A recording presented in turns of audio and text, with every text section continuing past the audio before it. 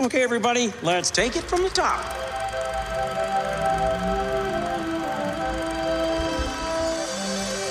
To all who come to this happy place, welcome. Hi-ho, everybody, and welcome back to D Plus Us, the show about all things Disney. I'm one of your hosts, Griffin Tennell, Griffin D. Patton. With me, as always, is the wonderful, the amazing Mr. Mitch George. How's it going? I thought we were all about Disney Plus. You said Disney there. I have been saying that for the last, couple of months. I don't notice small changes in things very often, so that's on me. I changed that a long time ago. All right. And I did that for a reason, folks, because today's episode is not about a movie. It is not about a TV show. Alex, welcome to the podcast. You were just in somewhere very special. I was. I got to feel the magic for the first time and go to Orlando, Florida, and go to Disney World. Thank you for having me. You reached out to me just be like, I need an outlet to talk about this trip. And I said, I got the perfect thing for you. I knew Griffin wanted to talk more park stuff because we always just end up talking about park stuff. So here's just a dedicated parks episode. Oh, well, I appreciate it because, it was truly an insane time. And I feel like I can't quantify it in an easy 1 or 2 sentences whenever anybody asks me about it. I just need an outlet to just talk about it because it is so much. Yeah, it's such a big park. It is trying to talk about it in a short way is almost overwhelming because there's so much that happens at these places. Well, there's so much that goes into the before the trip, during the trip, and then the after trip downer that we all end up feeling when you leave the magic. So yeah, there's way too much to just sum it up in, a short conversation. So we're happy to have you here to give you that outlet to let it all out and really, let us know how it went. And we can talk about our parks experiences. It's going to be great. I was going to say, the first time you had me on this episode or on this show, Griffin, we did the episode on the Imagineering story, which that was 6 hours of Disney Plus content that we made into a 2-hour podcast. And that's just because we talked about the parks the whole time. Yeah. So this is going to be something. Yeah. I'm still reading that book, by the way. I'm still chugging my way through that. That thing is thick. I know. We talk about this book maybe every couple of episodes. Well, anytime we bring up the Imagineering story. So the Imagineering story, they made a book to go alongside the docuseries. And it goes into significantly more detail. And it is... You are welcome to borrow it when I'm done with it, Alex. I can already see you typing into Indigo or Amazon or wherever it is you buy your books. You're welcome to borrow it if you want to save yourself a few bucks. Because, it's not a cheap book. All right, I might take you up on that. For sure. Let me run y'all through the rigmarole before we really jump into this conversation. Of course, folks, we are D Plus Us. We're a weekly Disney podcast. Normally talking about movies and TV shows, but also talking about the parks, video games, everything that is under the Disney umbrella. Make sure to check out our normal episodes every other Tuesday, and check out our weekly episodes where we break down shows exclusively to Disney Plus. Right now, we are talking about The Mandalorian Season 3 every week. So let us know. If you are listening on podcast services, please head over to YouTube and check out our YouTube. If you're listening on podcast, there is a link in the description. You can see our wonderful faces. You can see the Iron Man helmet sitting behind me. You can see all this wonderful video content that we're doing. There's a Galaxy's Edge lightsaber back there. You can't see it with the blur all that well, but it's there, and I'm sure we're going to talk about those. I'm sure the lightsabers are going to get pulled out eventually. They always do. But no, also go check us out on TikTok while TikTok is still around. Yeah. That's not depressing or anything. Anyways, Disney. So, Alex, how long ago was the trip? When were you heading down there? So it is exactly a week to when it's now 1 day after having returned. So I flew out on the 5th of March and then returned on the 11th, I think is how it went. Just before March break, which honestly, yes, the best time to go.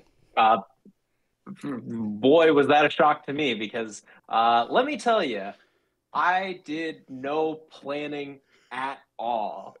I got told, hey, do you want to go to Disney in March? And I said, sure, how much? And then I paid the ticket cost, I paid the flight, and then didn't not that I didn't think about it, but I did no planning whatsoever. I was leaving it up to the experts, and boy, was I not disappointed. This was such a stress-free experience once I got there because I just had no expectations of anything because I didn't even know what the itinerary was. You are talking to two Disney planners where, like, to the minute I knew everything. So I've been to Walt Disney World and Disneyland in California, and one trip, well, technically 2 trips to Florida, but one I was relatively young. But those last 2 trips as an adult, I've done everything. The Genie Plus, the Fast Pass at the time, it was the dining reservations. It can be so overwhelming. So kudos to whoever it was in your travel party that took on that burden, because especially going with a first timer like yourself, you want to make sure you don't sour their experience in any way. So I'm glad to hear it was relatively stress-free. Oh yeah, I was very, very pleased at just the experience of just like kind of letting go and not having that kind of control, and just like really, because I know very, very little, or I knew very little about the parks beforehand. I didn't even realize that they were different parks that weren't all connected to each other. I didn't even know that. I love people and so I was like, for the first time.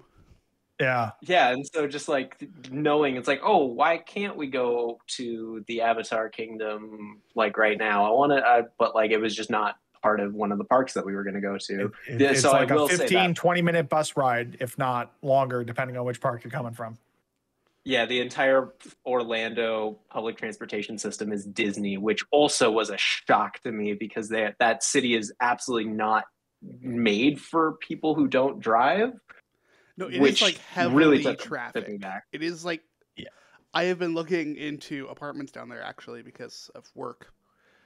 I wish I could say it was because of Disney, but no. Well, I mean, you're going to move down there. You're going to get an annual pass, and I will be visiting very often and using your Florida resident discount in some way, shape, or form. And it's going to be great. We are both assuming that this job is going to last significantly longer than I think it might, but there's other jobs down there. Just get a job at Disney. You'll be fine. Yeah, that's the goal, right? But no, seriously, is it though? They haven't been treating their employees all that well. Disney, treat your employees better. If the role that I would want, it would be worth it because it wouldn't be in the parks. Anyways. No, I know. No, yeah, everything's a highway. Everything is a freeway. Yeah. Everything is okay. I can 4 get here lanes in and so much amount of time via car, so much time via bus. It is like, it's not something you really realize until you actually look at the city. Because I feel like most people, when they go to Disney, they don't look at Orlando. They look at Disney because Disney is very isolated. Yeah. So my first trip to Disney when I was younger, I was like maybe 12 or 13. So this is like, almost 2 decades ago. We didn't stay at Disney. We stayed in Kissimmee, which is a suburb of Orlando, and we had a rental car. We drove into the parks every day. And I remember my dad won't vacation anymore. He likes to do his stuff at the cottage or whatever. But I just remember how stressed he was having to drive around. And then this last trip that we took in 2018 to Florida, where we stayed at a Disney resort, being able to use their transportation was just, it was a blessing, honestly. They've got that city, they've got it down to a science, and I'm absolutely here for it. Yeah, I mean, they literally have like every mode of transportation, right? Like planes, trains, and automobiles, except but for also the gondolas. Part. Also gondolas and boats. Yeah. Oh my. So yeah. Alex, that was going to be my next question. So Monorails. did you stay at Disney, or did you stay like off property and then come in every day to the parks? Like, so yeah, we stayed in like one of Disney's hotels, but it was outside of the park, and so it was like about a 10-minute bus ride to any one of the parks that we would go to. Which hotel? Is the B Hotel. Okay. It just was it's in Disney Springs. Okay. Yeah. Also, I love how you can tell that we're massive nerds because we've been 10 minutes in the podcast and we have to actually talk about the parks once. Well, because it's all the logistics of planning a Disney. Like, if you're listening to this now and you've never been to Disney, the logistics that go into planning and executing a Disney trip, it's not easy. Especially like something I want to talk with you about a bit about, Alex, is planning a Disney trip as someone who does not live in the U.S. is actually pretty stressful. of, and I know you didn't have to deal with all of that, but I can only imagine the person managing your travel party, the way it works, you get your reservation and then you have to pay down that reservation in US dollars, which as a Canadian paying anything down in US dollars really hurts. But there are some hacks around that. So I was just wondering, like, what was it more so you sent money to the person and they sorted everything out, or were you like going and pulling all of the Disney gift cards off of the gift card rack at your local grocery store and paying things down that way, which is actually an option if you're down in the parks. And I forgot to tell you that before you went on your trip, so I apologize. So so fortunately our party had a travel planner person, one of the people I was with knew somebody whose entire job it is to book these types of vacations, and so that's how we were able to do it as the group of 5, being able to just have the one price, and we just split it by 5 and then pay that way. Though it is still having to do the US conversion rate still definitely hurt. Did hear about the gift card thing, but so I didn't actually use that to pay for the tickets, but I did buy a gift card here before going.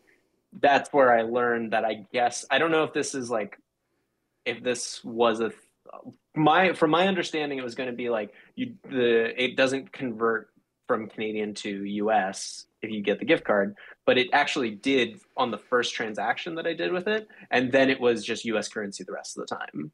Yeah, I think the way that it was explained to me, because we did something similar for our trip, is that when you perform a transaction with a Canadian gift card in the US, what it'll do is it will take the daily conversion rate, whatever they have decided it is for that day, and subtract the number of funds equivalent to it. Oh no, folks. Looks like the podcast is experiencing some technical difficulties. We will be back in just a moment. We've been muted for a second. Your recording? We've been muted for about a minute. Whoops. Oh, okay. We haven't on my side, so we can just keep going with mine. Let's just keep going, and I'll just yoink your audio. Okay, no worries. This is what I get for taking notes. Yeah, exactly. No, it's always going to be more difficult for anyone who's trying to travel internationally for something like Disney. But at the end of the day, I think we'd all agree that given, as long as you've given yourself enough room to budget for everything that you want to do on said trip, it's expensive, but I'm taking paper notes now, and I'm using the stitch pen. What? Did his body just pop out of that pen? What the hell? I love it. Fun fact, I bought this in the parks. Oh, don't tell me that, because if I do plan that trip later this year with my sister, I know her whole reason for going to Disney is to shop. And that is a scary proposition given how expensive things are down there. But the last time I was in Disney was for the launch of Guardians of the Galaxy Cosmic Rewind. And let me tell you, a ride opening drains your wallet. Because they have this little thing called opening exclusive merchandise. And me being both a Marvel nerd and a Disney nerd, I couldn't help myself. Yeah, I'm glad my last, the trip I took in the fall of last year to California, as Griffin shows off a bunch of the pins he got for the opening of Guardians Cosmic Rewind. Keep these over my computer. To remind you of how much you spent on your last trip? No, because to remind me how awesome it was. I mean, that too. So our last trip, I had planned that the only souvenir that I was buying myself was this lightsaber, because I knew how much it was going to cost me. So I would just say, for anyone listening who is thinking about taking a trip, don't necessarily plan down to the dollar what you want to spend, but you need to plan a budget for what you're going to spend. Otherwise, you will end up spending way more money than you had originally intended. One of the things I highly recommend for people, even coming from the US, is those gift cards. Those gift cards are the easiest way to keep yourself on budget. Yeah. Also in the US, if you buy them at Target, you can save an additional 5% off those gift cards with your Target Red subscription if you have it. I have that. I still never use it, but I have it. Look, I had to get it when I worked at Target. Not need it, then need it and not have it. True, very true. I keep getting the letters from them. They're like, "Hey, you haven't used your red card in a while. Do you need a new one?" Yeah, that's never a good sign. No, okay. Yeah. We've talked logistics for a while here. Let's finally get to it. Let's finally talk about the parks. I guess we could start. Well, I guess chronological is probably going to be the easiest way to do this. Alex, where did you start? Yeah. So, getting in on the Sunday night, the first park on the Monday morning was Epcot. We did one day in Epcot, and then Magic Kingdom was or not. Yes, Magic Kingdom was second day, and then did Hollywood Studio / Galaxy's Edge, Hollywood Studio, and then Universal was the last day, which not Disney, but Still probably we'll mention it at least a little bit. Orlando adjacent, yeah. or Disney adjacent in Orlando at least. Which that also was a big thing. I didn't realize that it was a completely different park or even what Universal actually was. And it's a very confusing but fun place. Yeah, that is the perfect description of Universal. We'll get to that, though. I've got a feeling we have to just talk Florida theme parks in general with this. But let's start with that. So the first spot was Epcot. One of the first things that, like, literally the first thing that we did as soon as we got into the park was do the Figment Imagination. I'm like literally going through my photos just so I can kind of like keep track of more or sort of less what... chronological, just based on your photo reel, right? Dude, I love Yeah. Figment is like a massive, massive thing now, and I love it so much. See, I've never ridden Figment into Your Imagination or whatever it is that ride is called, Imagination Station starring Figment, whatever. But I feel like I have to the next time I'm there. Yeah, it's a interesting experience, and kind of it was a good, I think, like sort of like it set the bar sort of for what a lot of these rides were actually going to be. There were some that were a lot more intense than others. Another, like, immediately the second one after that we did was the space mission where you go to Mars. Mission Space. And like Mission Space, which was I'm not super great with gyro or like with like really intense like rides that can definitely make you motion sick. Yeah. And this, apparently, from everything that I had learned, is one of the most intense ones that you can do in the entire park, or in all of the parks. Very much is. Yes. Like, period. That's like one of the most intense ones you can do that is open to the public. Yeah, it was insane, and just like it kind of wiped me out for a little bit of time afterwards, which was good because then we just started doing the like around the world stuff, world show. But the Mission Space, it was very, very cool, and like some of like the point where you just go right past where you use the moon to like slingshot you over to Mars. That was like one of the coolest experiences before I like felt like I was going to immediately die and throw up my entire insides. Did you eat anything in the day prior to that attraction? Because that is the biggest mistake I think some people will make, is they'll have lunch, go on that ride, and toss their cookies almost immediately. Fortunately, it was like the first thing. I had like a bagel and then like coffee, but like fortunately, like I had like a pretty, like, we went to Waffle House the night of, and so I had like something like substantial then, but I didn't have anything really like up until that point, which was absolutely that was absolutely the right call. I have done that with going on it right after eating, mostly just because that was sounds like a mistake. I was fine. I am weirdly fine with this kind of stuff, but I was with a friend, and he genuinely was out of commission for the rest of the day. I remember when we went as kid, I didn't react as negatively as an adult as I did when I was younger.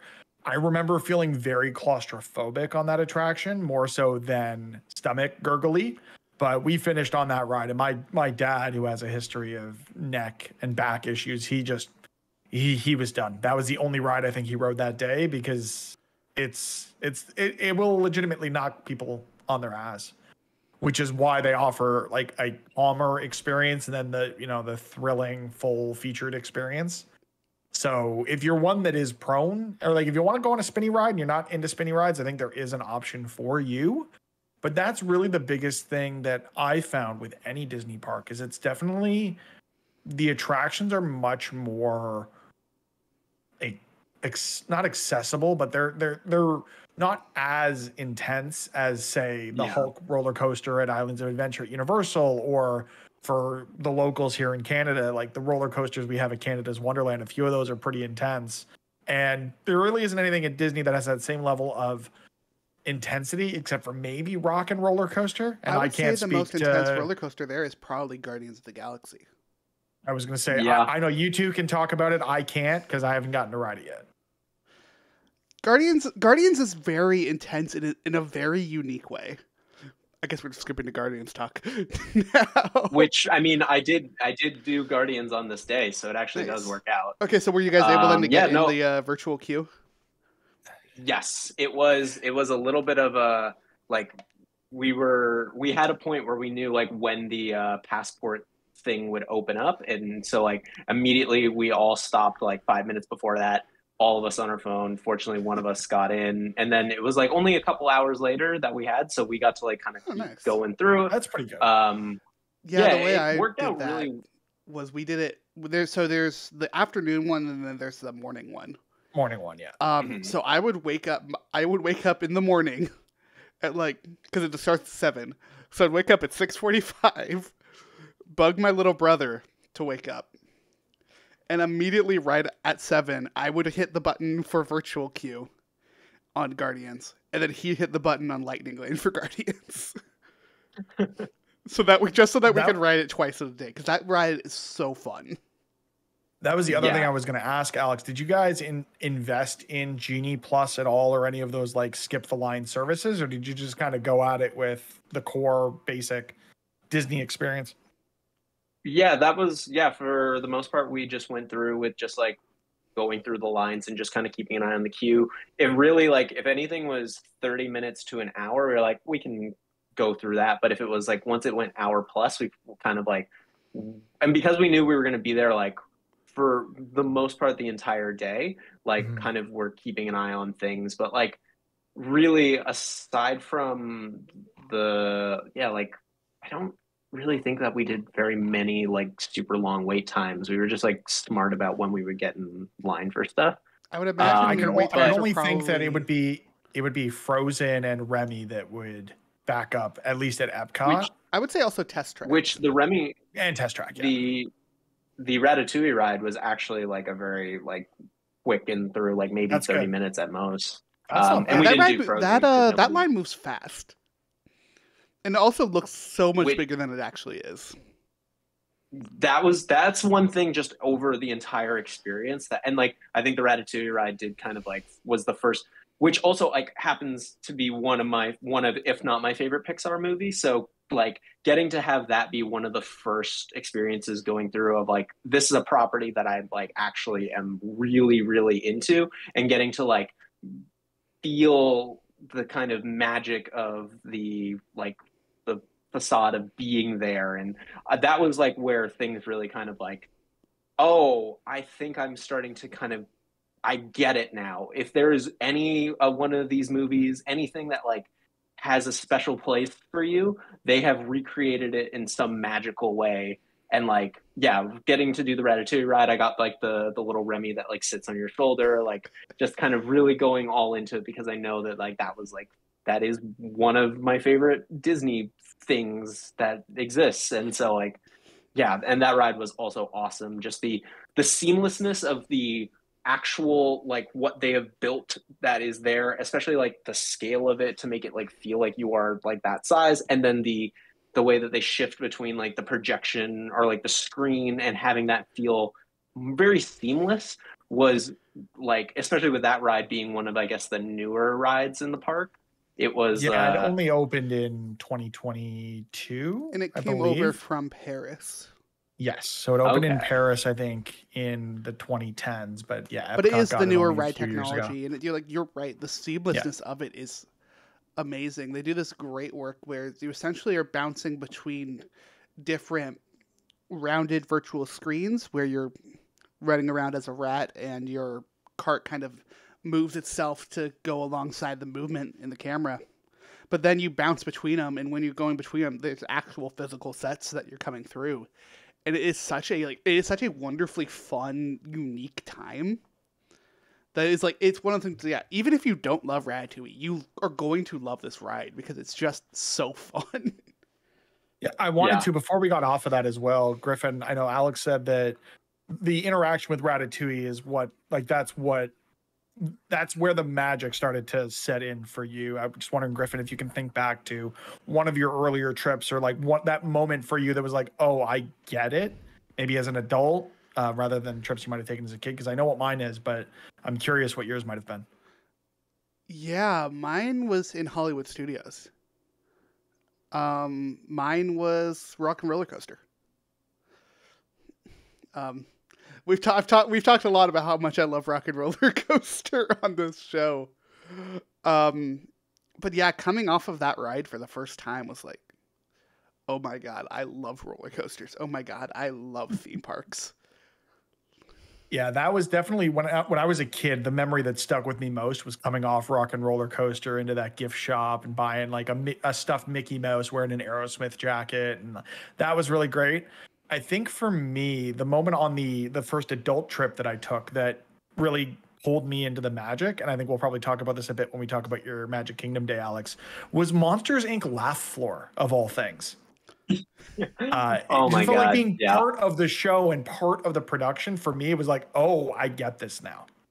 That show is one of the most hilarious shows at Disney. But we got a couple more things to talk about Epcot. And then we'll get there. Because, yeah, we got Ratatouille. I do want to talk about Guardians, though. How did you feel on that ride? So, like the actual riding it itself was like, again, I'm really bad with especially spinning, and there's a lot of spinning in the dark. So like I knew I had to do it because of like there was a whole mishap where I wasn't able to find like the pass to be able to scan it, and I just kind of like managed to get in and going through the line, like the immersion of just like getting to like kind of see the miniatures of Nova or what's the planet? Xandar. Prime? Yeah. Xandar, yeah. The whole theming around seeing, it is super cool. Because essentially it's a Xandarian embassy at Epcot. They jokingly call it the Otherworld Showcase. I love the giant ship, the giant Nova ship in the right out in front of it. Yeah, and just the scale of it, it's so huge and just like really, it's another one of those things where it's like just the scale of everything that they recreate just makes it feel that much more real being there. And like, oh no, this is a ship that they donated as like a monument for like to integrate Earth into their thing. And, yeah, it's also got one of the coolest like pre-ride shows like to explain what's going on that I've seen. Of you all get brought into this teleporting room by Terry Crews. I was gonna say it's Terry Crews, right? Yeah. That hosts the pre-show. But you all get put into this teleporter room, and everything goes pitch black. And when it comes back, the walls from the teleport room are gone, and you're in a Xandarian ship up in space. Oh, that's friggin' awesome! It is. I cannot wait to ride this friggin' ride. And then just like getting to do the brief with the Guardians and like having like all of the live action actors come in. I will say it is very, very funny to hear not Bradley Cooper as Rocket, right? And just like how like it just it immediately I'm like, hey, but obviously it's not like that big a deal, but it is like same thing with Groot as well, just being like a different voice, but it is like really seamless in like feels very integrated into the Guardians world, which like the Guardians movies are my favorite MCU movies, so getting to like be a part of that experience, and then the actual ride itself, just the like feeling the chaoticness of how it feels, kind of it blends so seamlessly like tone wise with Guardians, and the fact that like they're playing music and like learning that like you can get different songs going on at different times, and like just like there's with Rock and Roller Coaster, right? No, Rock and Roller Coaster only has one track now. It's just it's a medley. I thought there were multiple medleys. No, but it's the same way on Guardians in Disneyland. There's a bunch of them. They might have the medley. I've gotten the same track like every time I've gone on it in the past couple of trips. I'm gonna look it up. Yeah. We're gonna get to But Hollywood so my Studios question on eventually, so that's Guardians okay. is what song did you get? Do you remember? I got Disco Inferno, Oh, that's a good one. I got which felt like. I got Oh, Iran, go ahead. and it was like every song Oh, makes no. it feel entirely different. Oh, interesting. But Disco 'Cause, Inferno like, is a great can't. one. Yeah, like it felt so perfect, so seamless. Like this is like it just for the feeling of like the chaoticness, like disorienting, and just like trying to kind of follow along with what's actually happening, very quickly losing the plot and just kind of like seeing the image, like just okay, it looks like something's happening. Okay, I kind of get what's going on, but also just like, but Yeah, there's a it whole felt plot so there that you perfect just that don't care about because it's just fun. Like you yeah. go back to the Big Bang is what the plot of it is to save And you're Earth. like chasing the celestial. Yeah. Yeah, it's really fun. No, one of my favorite things about that ride in particular is the launch. It's this awesome backwards launch. Because what they've done for this ride is you have two actual like seating spots on your coaster that independently rotate. And then you have a thing underneath it that is actually connected to the track and going around the track. So you are it is, as far as like the actual machine is concerned, it is a normal launch, but you are rotated to be backwards. And it is okay. so fun. You can tell that like for fun, I look into the mechanics of these things. Yeah. I have started watching videos of like of different coaster or like of the different rides with like the lights on and everything, and seeing like just the actual mechanics of it working. Yeah. That's one of the things that, at least for me, going through withdrawals after our trip, we bought a season pass to our local theme park for that summer. It's just like we needed to ride rides, and like the mechanics of amusement parks are so interesting. Like I feel like all of my YouTube recommendations are theme park videos, Marvel Snap videos, and food bloggers, and like chefs and stuff like that, like food videos. It's just, that's my entire YouTube now, and I love it. It's great, especially Disney Food Blog. Shout out to Disney Food Blog. Yeah. So going back to Rock and Roller Coaster for a minute, because I know, Alex, you weren't able to ride it because I think it's under refurbishment right now in Hollywood Studios. Yeah. There are 5 different ride vehicles. Each ride vehicle or each train has a different license plate. And the license plate actually corresponds with 5 different song, compositions. 2 of them are just one song and 3 of them are medleys. So maybe I'm just unlucky. Well, or really lucky because I really liked what I get. So what do you get? Is it the Love in an Elevator or yeah, it's Love in an Looks Like Elevator? A Lady? Love in an Elevator is probably the best track. I still to this day want them to just make a slight edit to it and just say "Love in a Roller Coaster." So no, they do. The last line sings it as "Love in a Roller Coaster." For the whole thing. Yeah. Okay. Yeah. Okay. No, it's a great ride. If you're ever able to do it, go back. Right. I highly recommend. But yeah. Epcot, there's 2 more things we want to talk about with Epcot before we keep going. Were you able to ride Test Track? Which I don't the car think so. So Test Track is like it's infamous for constantly shutting down. And it's also breaking. Infamous for an incredibly long wait. It is a very slow loading ride because they actually use the same ride system for Test Track that they do for the main attraction at Cars Land in California, and that ride is notorious for like 170, 180 minute wait in California. So I can imagine that being a reason why you might have steered clear. Yeah, the other thing about Test Track is they have this moment where they test the speed of the car, and it's just full throttle, and you do this loop around the actual building. But that loop can't get wet when there's tracks on it, and it's outdoors in Florida.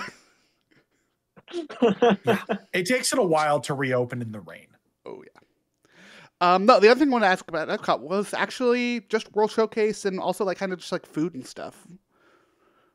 Yeah. So it was really cool getting to kind of go through a lot of the different areas, getting just whatever. I didn't get a ton of stuff, but I did get like some of the drinks. There's some good drinks. Sorry, but got something. I got my window. Just my makeshift curtains just fell, but that's fine. I can deal with that later. Yeah. So like, trying to think about some of the. I mean, like I don't think it's a part of any of the countries specifically, but I specifically remember getting. I think it was in the American area, or like the America area, of this like just giant picturesque, like literally perfect donut, and it was the Sounds best, very one of the best American. donuts I've ever eaten. And then also getting like this orange slushy drink, which I just specifically remember the having to the. I've learned very quickly that health cards are not accepted as ID, which I mean, I guess they're not here, but nobody really cares.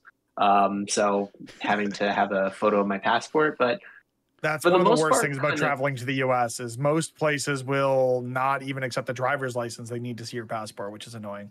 yeah, yeah. Fortunately, though, I kind of got some like wrong or bad advice about taking. You can just have a picture of your passport, and that is usually enough if you have another piece of ID. But then some places accept that, some places don't. So it was like Yeah. just always better Everyone's to variable carry it down with here. me.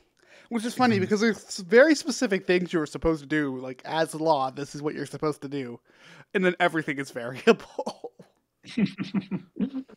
Yeah, everyone seems But to have different yeah, interpretations. I mean, yeah, the special thing about Epcot among the parks is, very frankly, that you can drink and that you can yeah. have a good time in the sort of nightlife of it. There's a reason why drinking around the world is actually a thing that people do when they go and they have one drink at each of the pavilions and are on their ass halfway around the lake, because it's not that easy to, have an alcoholic beverage at 11, 12, 13 different pavilions. Or Also, whatever just the number thinking is about at this it, point. drinking around the world is expensive. Yeah, there's Oh, that too. yeah. There's that too.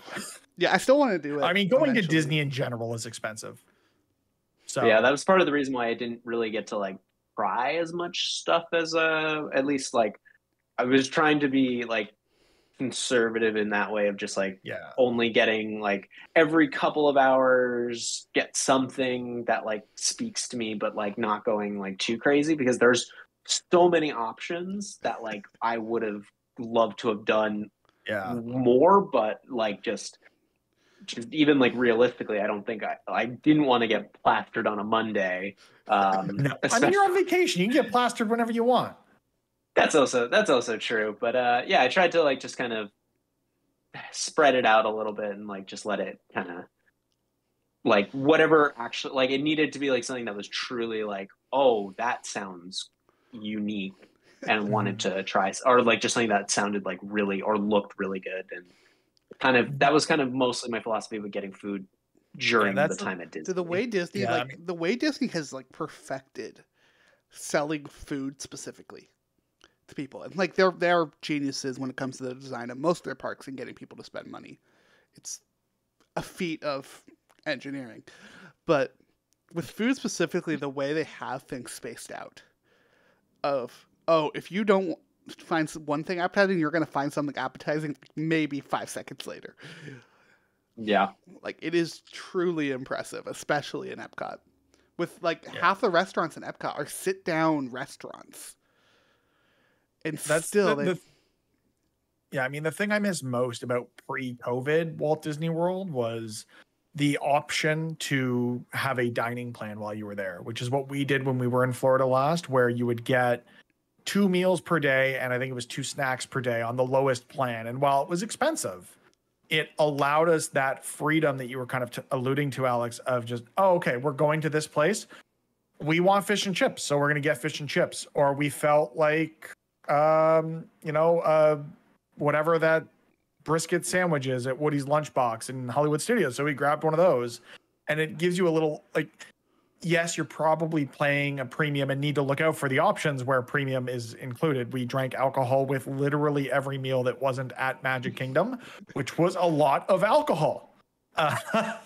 But at the end of the day, it gave us a bit of that peace of mind where we could pre-plan in the amount of what our food was going to cost and just enjoy the trip and not have to think about, okay, well, I've got $20 to budget for today and this drink is $17. So I'm not going to order this because it'd be crazy to do so.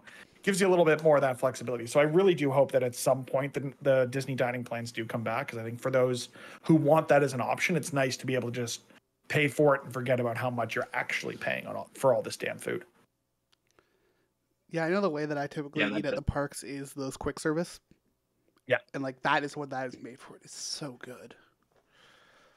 But yeah, I think we've exhausted Epcot unless I'm forgetting anything. Any other attractions that you were able to Just take the in that land. really stood out to you, Alex? Like the Soarin'. There's Soarin'. if go you on rode Soarin'? it, that's yeah. Didn't do that. Really, the main ones that I did. There's one that's like in like an Aztec sort of. I think it's in Mexico. Oh, in the Mexico, Grand, the yeah. Grand area. Fiesta tour. The Three Grand Caballeros Fiesta Yeah. ride. I Yeah. did do that one. That was pretty nice. And again, just like once we went inside and just like how big just the opens actual up. place was, because there's this whole like shopping area before you actually like go onto Yeah. the ride itself, and there's like this whole indoor restaurant, and the biggest That I remember restaurant has some of so the best vividly- margaritas in the parks. They're really good. Oh in there. man, Yeah. it looked really nice. The biggest thing was once we were on like the ride itself and like going right past the like where the restaurant can like view out into like the water, how quiet it was, and just how like it felt like you were so far away from everybody else, and in reality it's like not even like Mhm. 10 15 feet that way. There's like a giant mass of people, and that was like something that really stood out of just like of the way that they can direct the experience and like have it be like there is just silence, and it was very calm and serene, and it was super cool. So that was a big one. But yeah, for the most part, I think aside from the actual like this was a big photo day for me as well. I brought a mirrorless Sony camera and was just like really trying to take as many photos as possible. I think I ended up with like 2,500 by the end of the trip, at least on the camera. That seems itself. reasonable. I was also then taking like a million photos on my phone whenever it was like easier to do that. So Now But, you haven't mentioned yeah. either mine or Griffin's favorite attractions at Epcot, so I need to know for Griffin. Okay. Did you ride Spaceship Earth? No. I'm not going to hold it against anyone who does it because it's a boring ride. Okay, and then secondly, did you ride Living with the Land? No. Also, one I'm Oh, never that's going to too hold against bad. anyone because it is a boring ride. It's so interesting. You It go is. through all the greenhouses where they grow the food and stuff. Oh, it's so cool. Highly recommend. Look, I Okay, love yeah, it. I think I remember walking by it, but that was just one that we didn't want to go for. Weren't into. No, again, don't blame me at all, but it's so fascinating.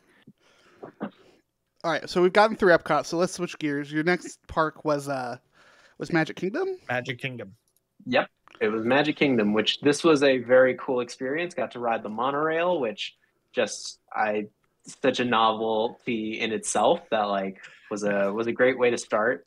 We also had some issues with our like ticket stuff, which my God, the customer service at Disney is incredible. Like just the way that they can like they figure out exactly what the problem is and fix it immediately, or like go through, and even if they know that Unless it's you're like, building hey, a I don't have the lightsaber and power. it doesn't work, but that's a conversation for a little bit later.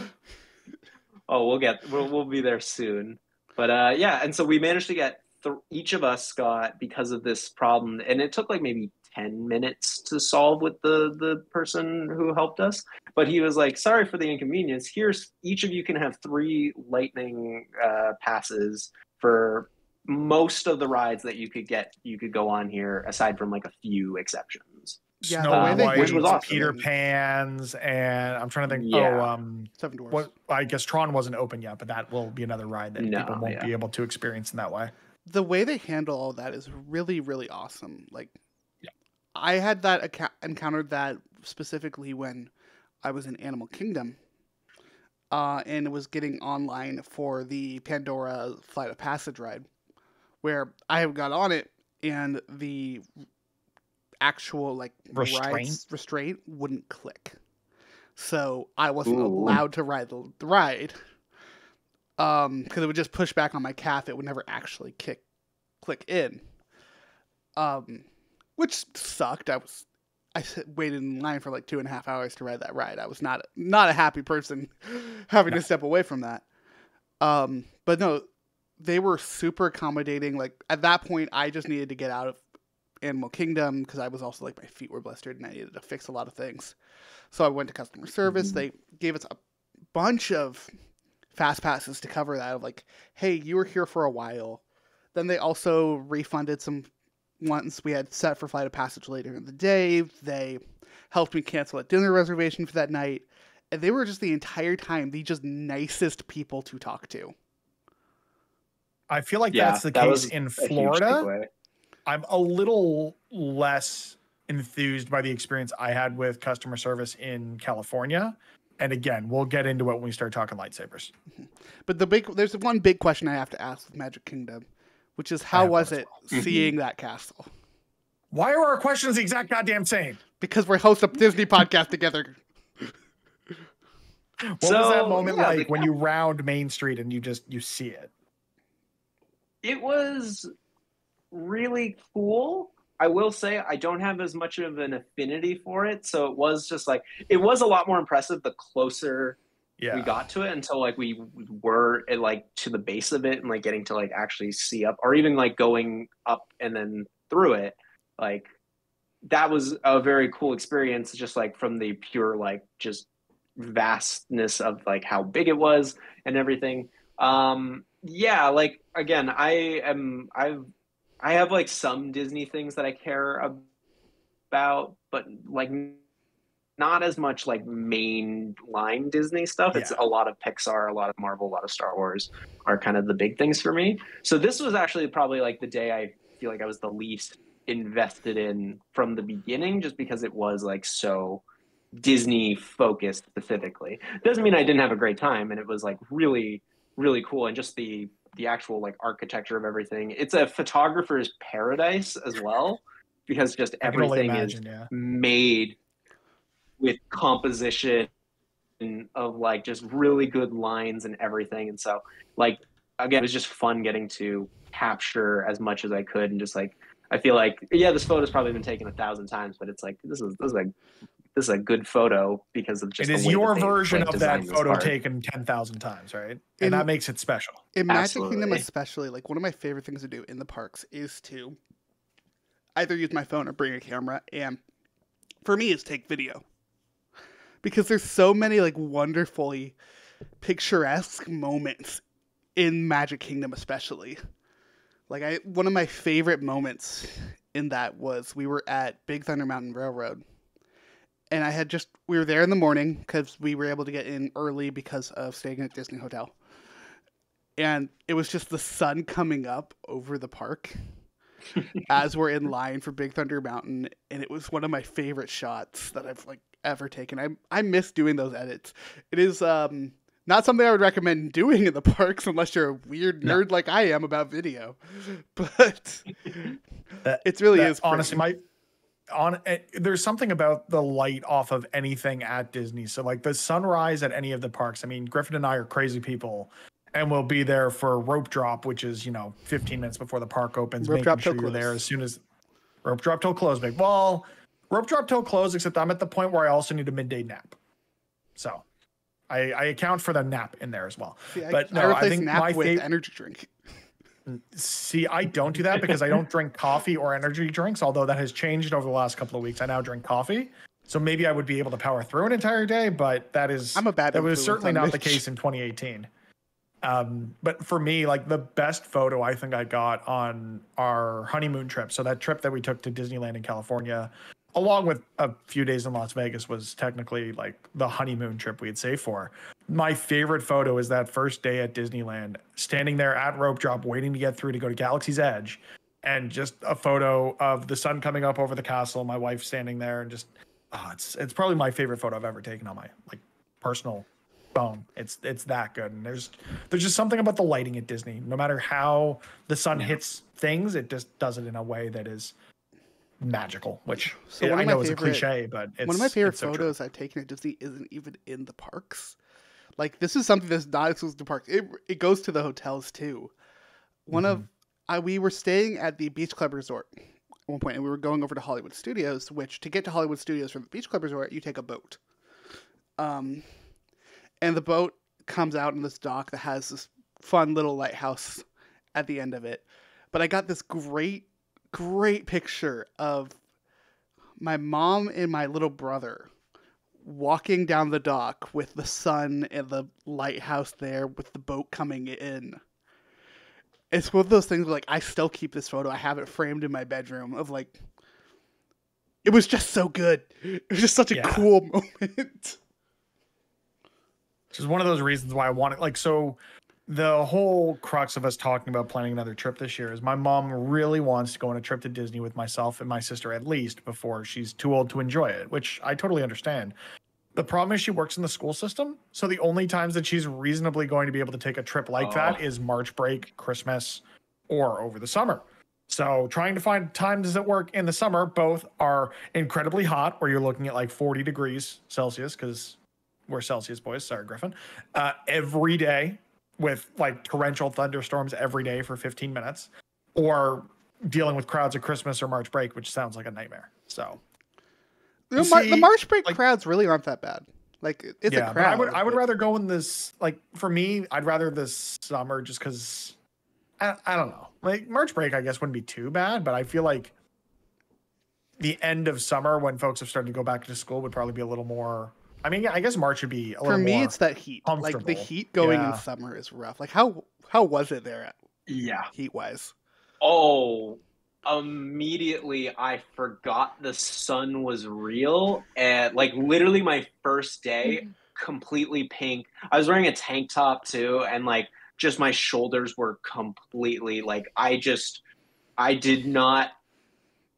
underestimated the Florida heat completely.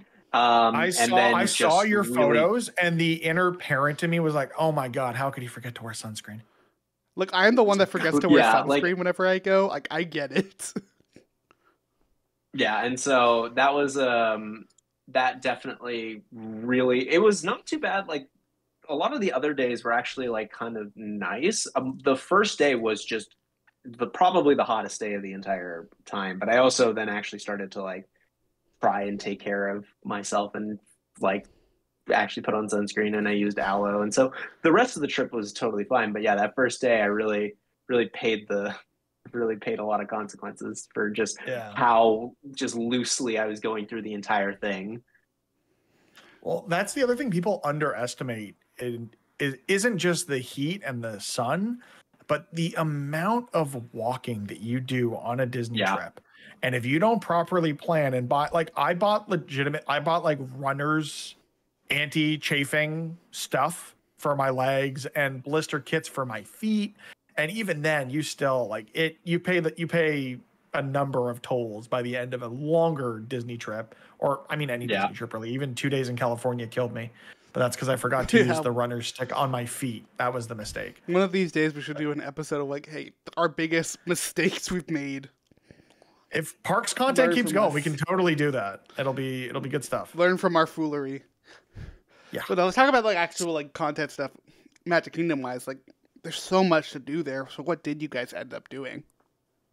Yeah, so it was a interesting running theme that the first thing we did on most of the days was go to space in some way. So the first thing we did was Space Mountain, which was awesome. Mountain. The better Space Mountain. Yeah, and nothing against California, awesome. But I think the one in Florida is better.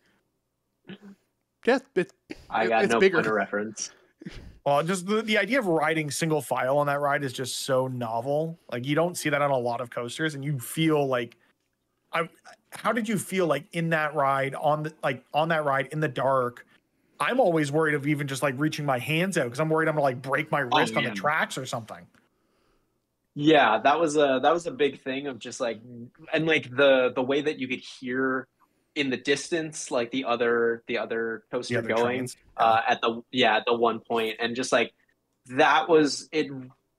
Really, just kind of like I do have that kind of fear of like, oh God, I cannot do any, especially when you can't see. And then I watched a video of Space Mountain with the lights on, and I was like, I felt so justified of like, that is a death trap. That is, dude, Space Mountain is terrifying. I'm And always so, yeah. like I'm always curious. Like I'm looking in the app waiting for Space Mountain to go down so that we can ride the People Mover and see it with the lights on. Because I feel like the videos probably don't do it justice. I need to see that thing with my own eyes. People Mover, one of the best Yeah. rides at Magic Kingdom. Saying it now. Honestly, it's just you get That's off your all feet. on You get to story. go through some buildings that have air conditioning. It's lovely. It was also for a while. Tron is now finished, but for a while it was the only way to see like anything, any possible On. progress on that ride. Have they started running the trains again in Orlando, like around the perimeter of the park, or is that still? Because I know they had to shut that down for the Tron construction. I was just wondering if they brought that back yet. I thought so. I don't know for sure. I think so. I'm not sure which train. I So they have think the Disney so. World Railroad where it goes. between It the does different look like parks. it's open. I've had the Okay. Disney site open this entire time just because I'm a As you crazy do. person. Yeah. But speaking, let's keep it on Tomorrowland. So there's Space Mountain. What else were you all able to do there? Did you do like? I assume you guys did like Laugh Floor because we were talking about it. Buzz Lightyear. Yeah, did that, which was very fun because because we were a group of 5. Anytime that there was like a single like thing, I would be the single person. So for the Buzz Lightyear one, I specifically blasters, was like, baby. I'm gonna dual wield, which was horribly inefficient. And It's terribly I had a very difficult. It's Oh, awful yeah, in that was- Florida too because the guns are like attached to the car. It's really limiting. Hear me out. Yeah, Just get but- good. I guess. But that was very fun. I always love like a good shooty type thing. And once I actually like kind of ditched the dual wielding and went like I was getting real good with it. I just and then did the Laugh Floor, which both of those came like later in the day, but the Laugh Floor was so much fun. Again, I had no expectations. I didn't know what it was actually going to be, but the audience like involvement and the way that they like incorporate that into the thing. There was like a whole running joke with just like That some guy. guy, and it's like just that guy, and It was that like guy, yeah. it was so good.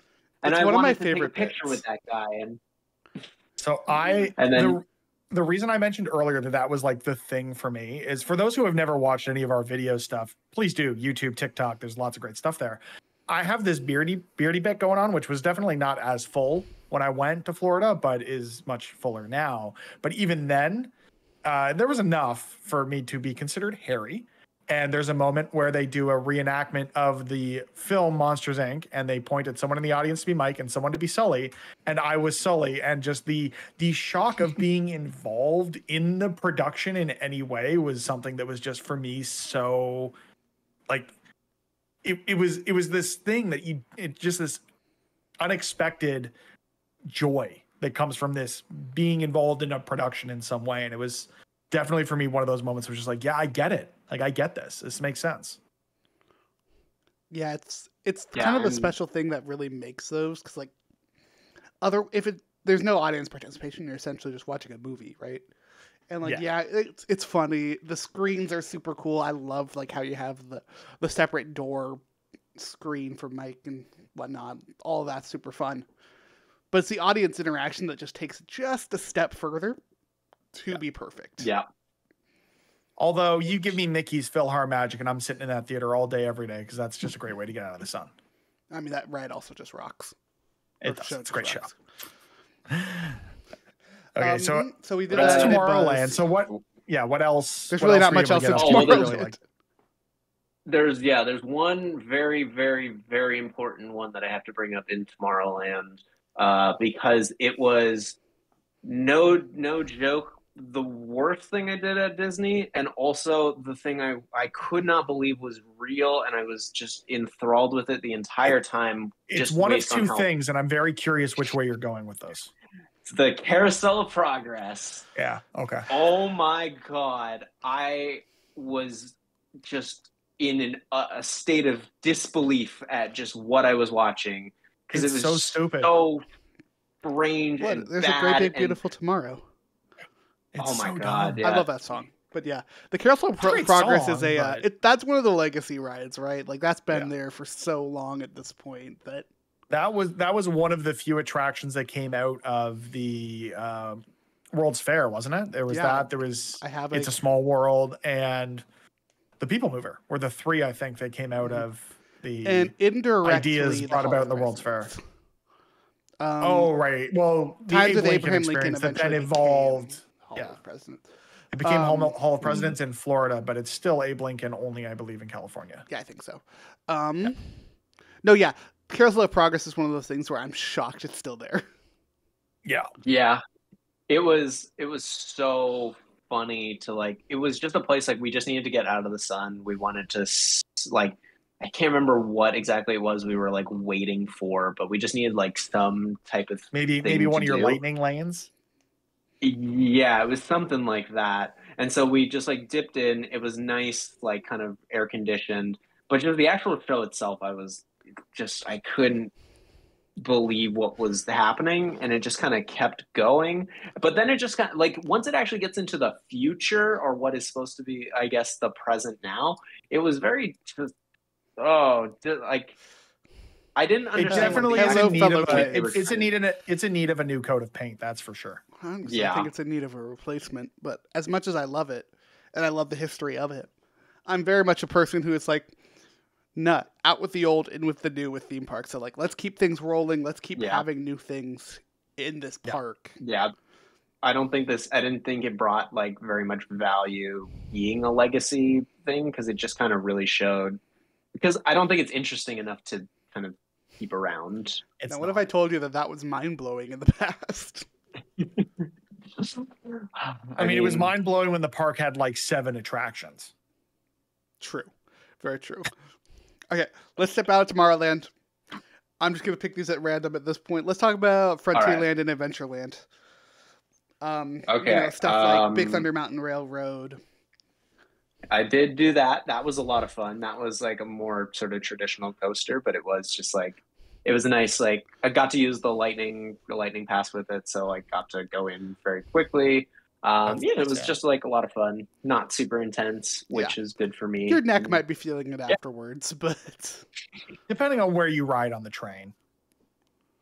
I in the back, so yeah. So yeah, your neck was feeling it afterwards. No, that's a great ride. What other stuff we got in that area? I guess it's not technically Frontierland, but Liberty Square is a very weird little area. Did you get to ride a Haunted Mansion? Yes, Haunted Mansion was super cool. That's one of the few rides that I had at least a little bit of knowledge beforehand. Like I knew about the holographic tech that they did for it, and like the way that they did the projections for the ghosts and like stuff like that.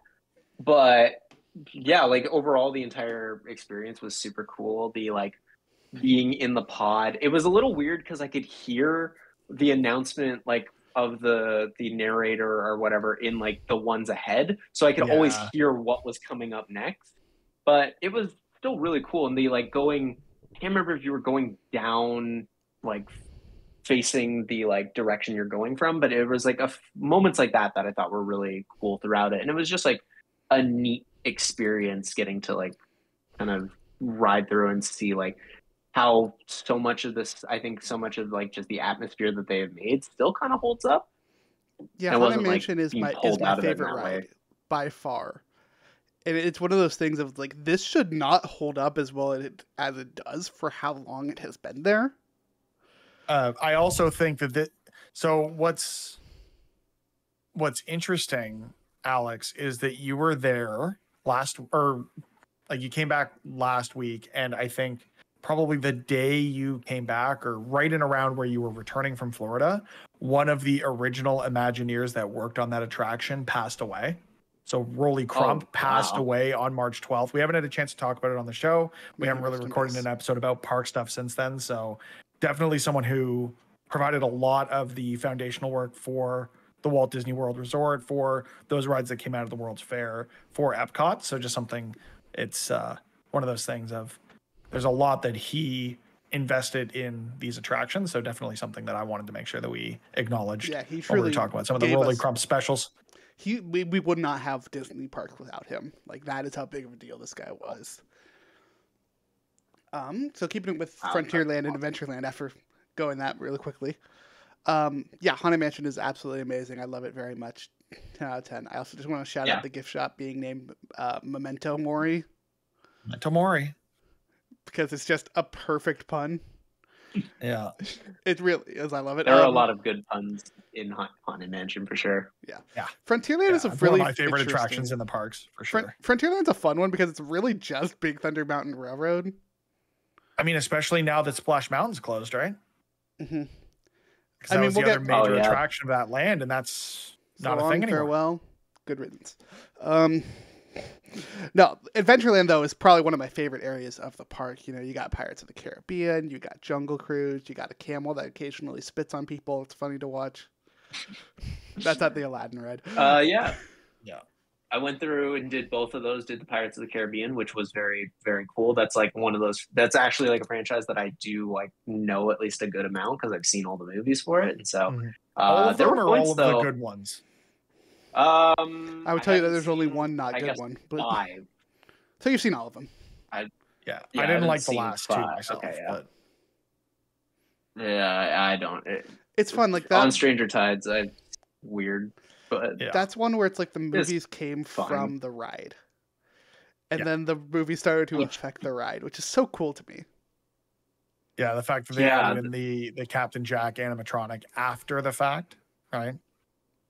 oh, that's interesting. Okay, Mhm. because like it felt very seamless, like with him and like him at the end. Like it felt Yeah. pretty perfect for that. There were points though where I was like, actually, even with this, like the animatronics are still very much like, oh, you can tell that they were made like that they are Mm. older animatronics. But there was a few points where I was like, that's actually like still pretty good for like what it's going for. So what's really Like- cool about some of those animatronics is some of those aren't. Some of those are actually Oh. fairly new animatronics, particularly in Okay. the auction scene with Red. Yeah. Because they redid that because it used to be a like selling women into slavery bit that just did not age well at all. Yeah, that was changed relatively that was changed after they added Jack Sparrow to the ride. That was changed about a Wow. decade ago. Not even. not I even? feel like it was. I don't know. I'm Here's the thing. looking. I've lost all sense of what time is in the last 3 years, so it could be anything. But yeah, so what they ended up doing is they took some of these newer ones and actually made them replicate the older animatronics. Okay. Interesting. So that it is all seamless, it's all together. And it's one of those rides that, and also, you know, all of the animatronics are constantly getting fixed and updated. June 2017, Disney announced that they would be making the changes to that scene 6 years in ago. Paris, California, and Magic Kingdom. 6 years The ago. first animatronic of Captain Jack Sparrow was added. I'm just looking through the Wikipedia article. 2006. So 11 years after they added a Jack Sparrow to the ride, they reworked the auction scene because it was incredibly offensive At least and they got dated there. and not great. It took them long enough. The ride opened in 1967. It was like that for 50 years. Did you remember? I remember when they announced that they were going to change that, and people were pissed. People were not happy. Yeah. It's anytime anyone changes anything in the theme parks, people People get were upset really, about really Splash angry. Mountain closing to become a Princess and the Frog attraction, which I think is going to be much better than the Splash Mountain theming personally. But my history. Yeah, I don't that's get for it. history. Now let's talk about Jungle Cruise because Jungle Cruise is one of the most popular rides at Disney. Ooh. All right. I mean, like it was fine. It was a lot of like the person who was like leading the Jungle Cruise, like The skipper?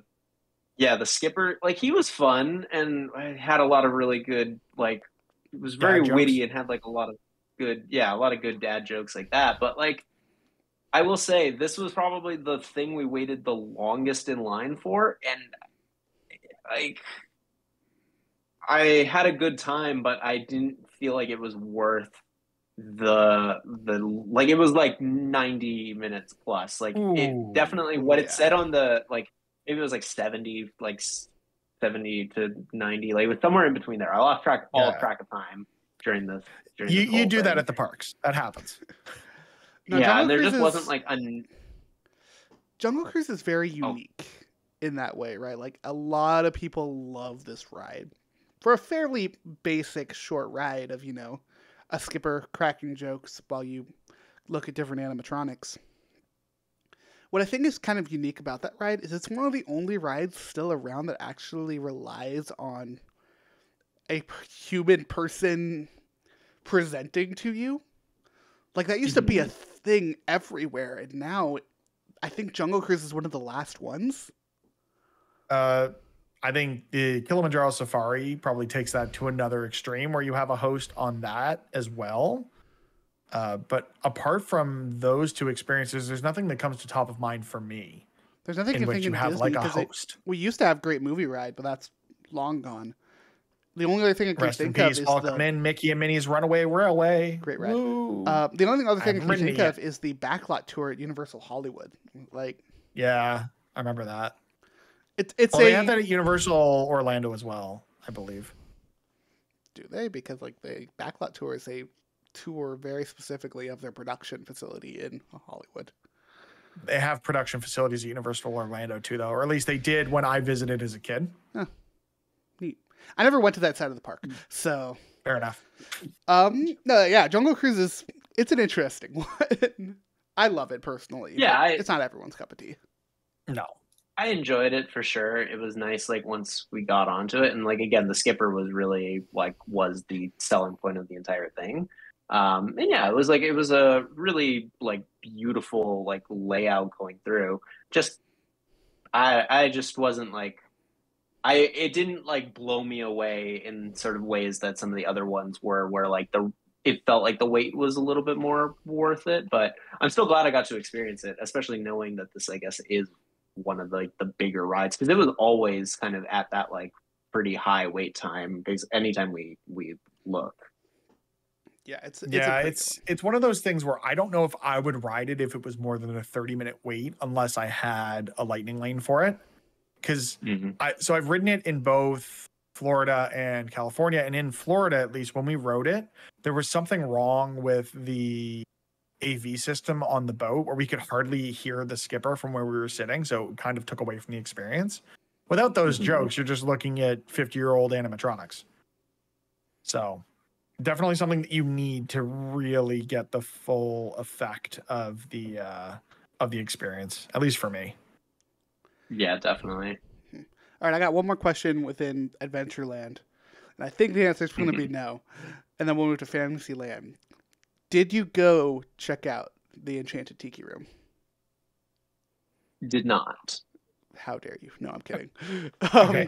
Follow up to the Tiki Room question that is very important to me. Did you get a Dole Whip? No. Damn it! No, Dole Whip is a pretty popular snack. That's one of the things that's practically exclusive to the Disney parks. It's essentially pineapple. Okay. If we meet up at the, because I think it was funny, I think I ran into you at the Canadian National Exhibition, or the CNE, here in Toronto, and we were coming from a stand that sells those, and it's the only time I've ever seen that treat outside of a Disney park. So if we're at the CNE again this year, you are trying this thing, and you will understand why it's just so dang good. All right. Now, with Tiki Room, it's one of those ones where I love it so much, but it's also one of those totally old, why is this still here attractions.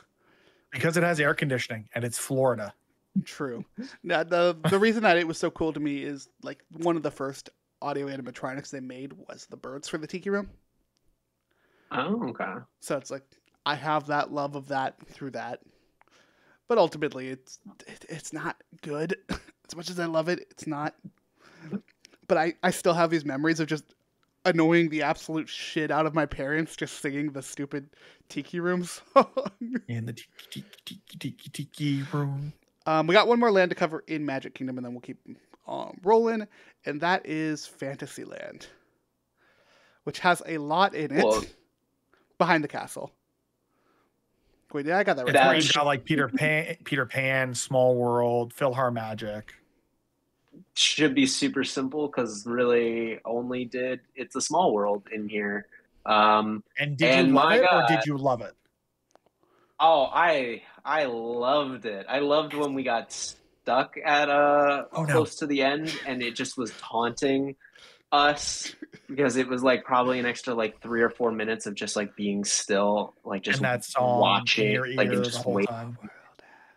And yeah, I this was one of the only other rides that I like knew about because of just how like infamous it is.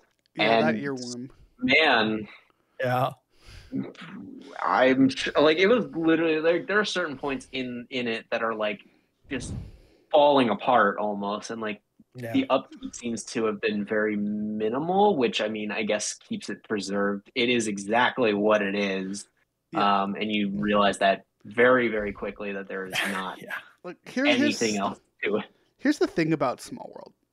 Small World it's fantastic, right? It's like it's a legacy thing. There's a reason for it. It's got a fantastic audience. Like the song, as much as can get annoying fast, is really good and whatnot.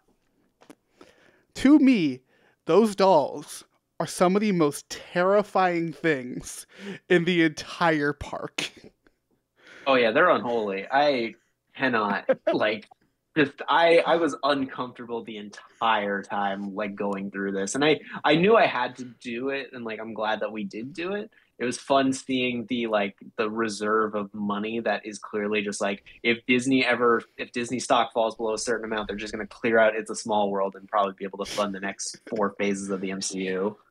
Yeah, the thing about Small World is as a kid, I read this series called Kingdom Keepers, which takes place in the parks. And like all of the animatronics and stuff come to life because everything's real and whatnot. And the main characters get attacked by the Small World dolls. And it's something that I cannot get out of my head.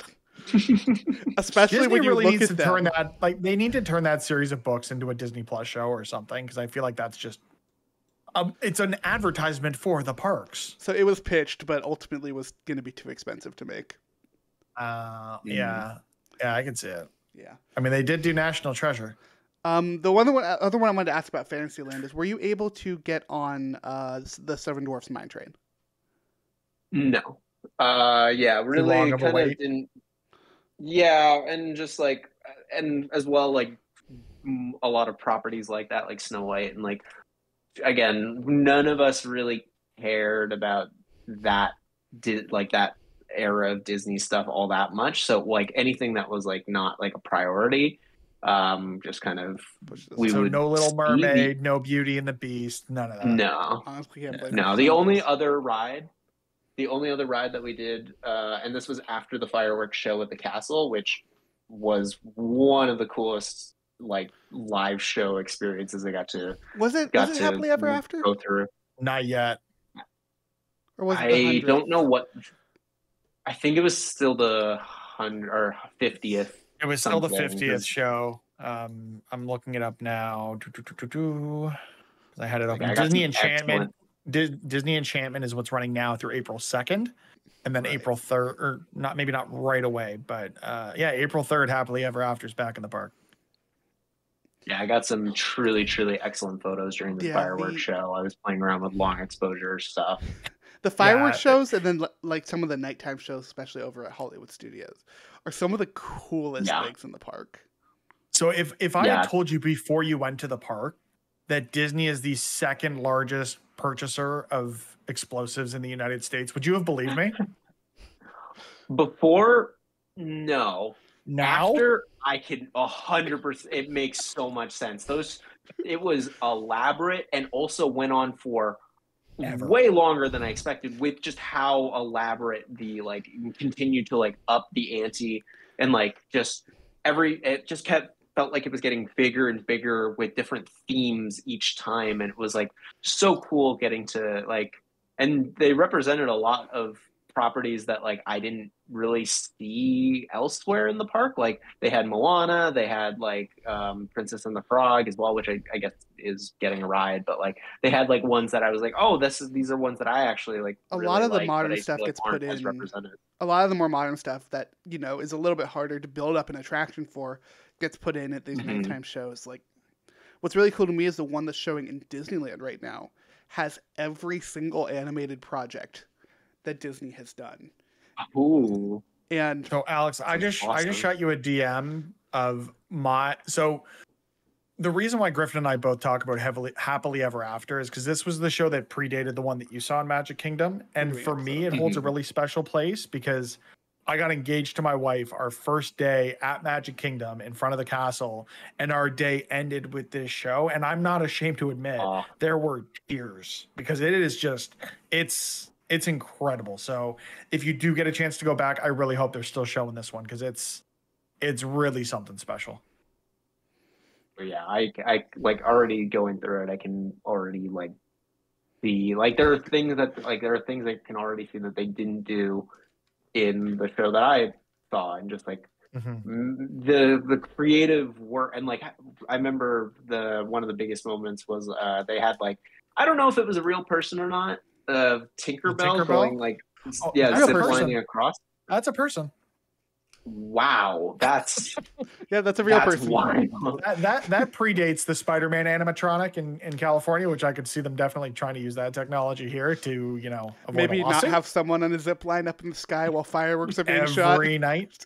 Yeah, but yeah, it makes you wonder what the hazard pay is for that. Oh yeah.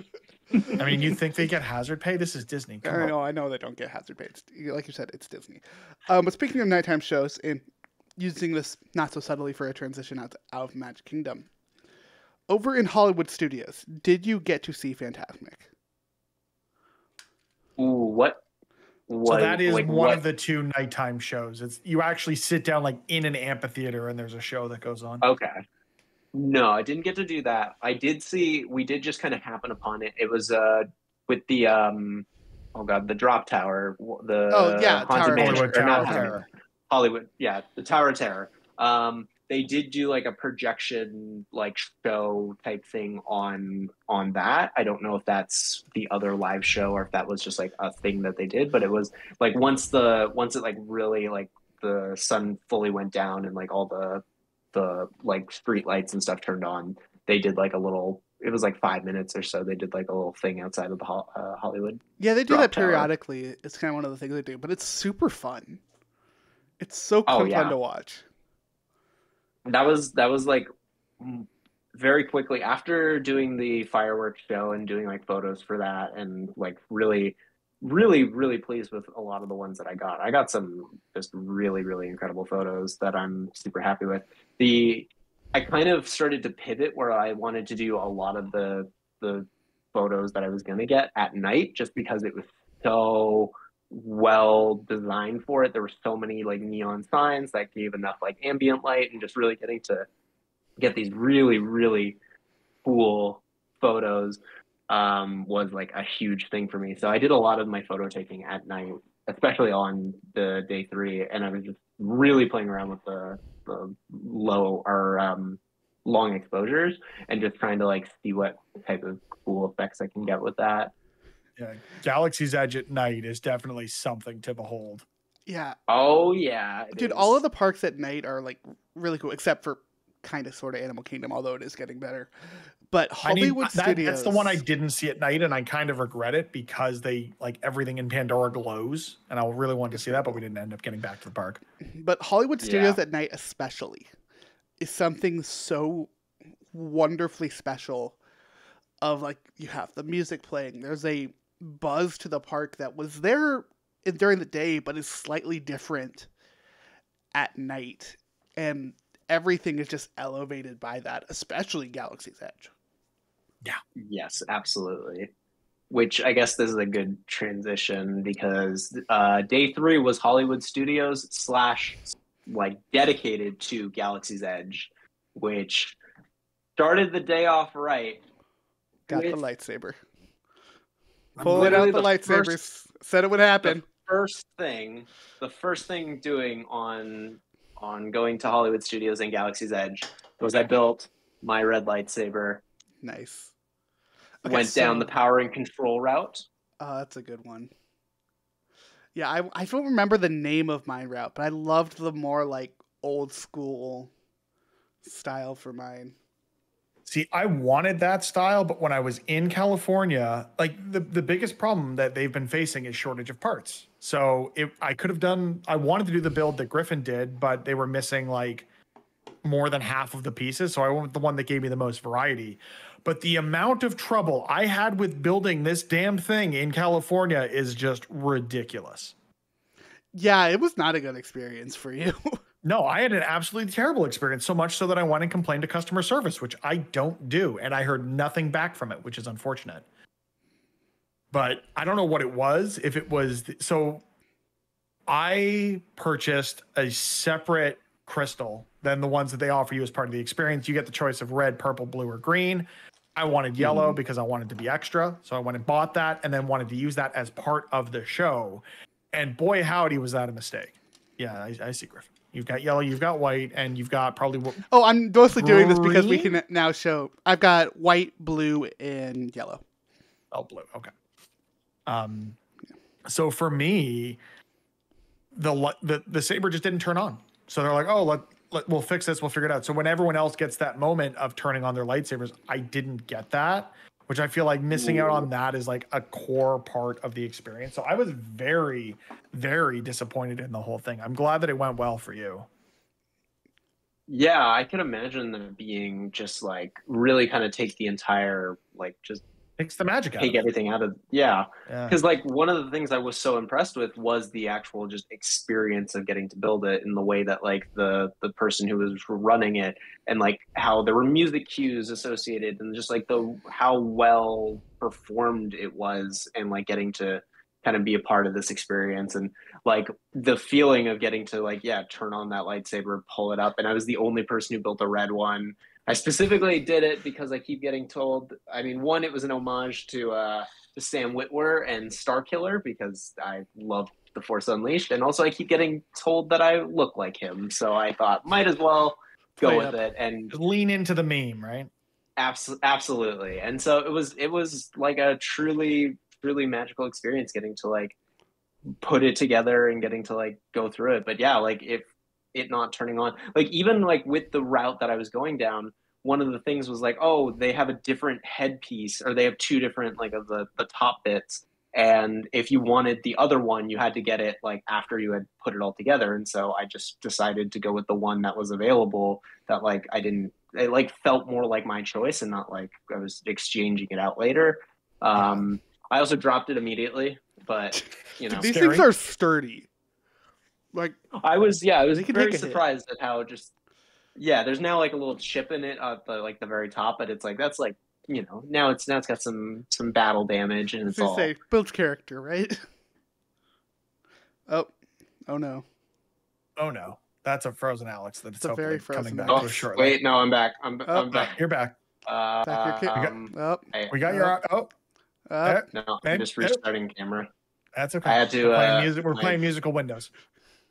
My laptop come on, turn back on. My laptop, like the power got disconnected, and so it just immediately, because my laptop's closed, it's not using it as another monitor. Come on. Oh, I see. Yeah. So while you're troubleshooting, I will say, like, I'm more curious about how you got it back into Canada, because for me, that was the thing about the whole experience. I was most nervous about was how am I going to get this thing onto a goddamn plane? Mostly because I was flying out of Vegas. I wasn't flying out of California, so I figured they'd be less familiar. I guess Orlando's probably got it down to a science. But were you at all apprehensive about getting it on the plane? Did you like I split it up. I packed the hilt in my carry-on, the blade went in, and then I carried the blade on as like my personal item. So I don't know, like, how were you able to sort out the whole airline situation? Fortunately, it wasn't too bad. Like,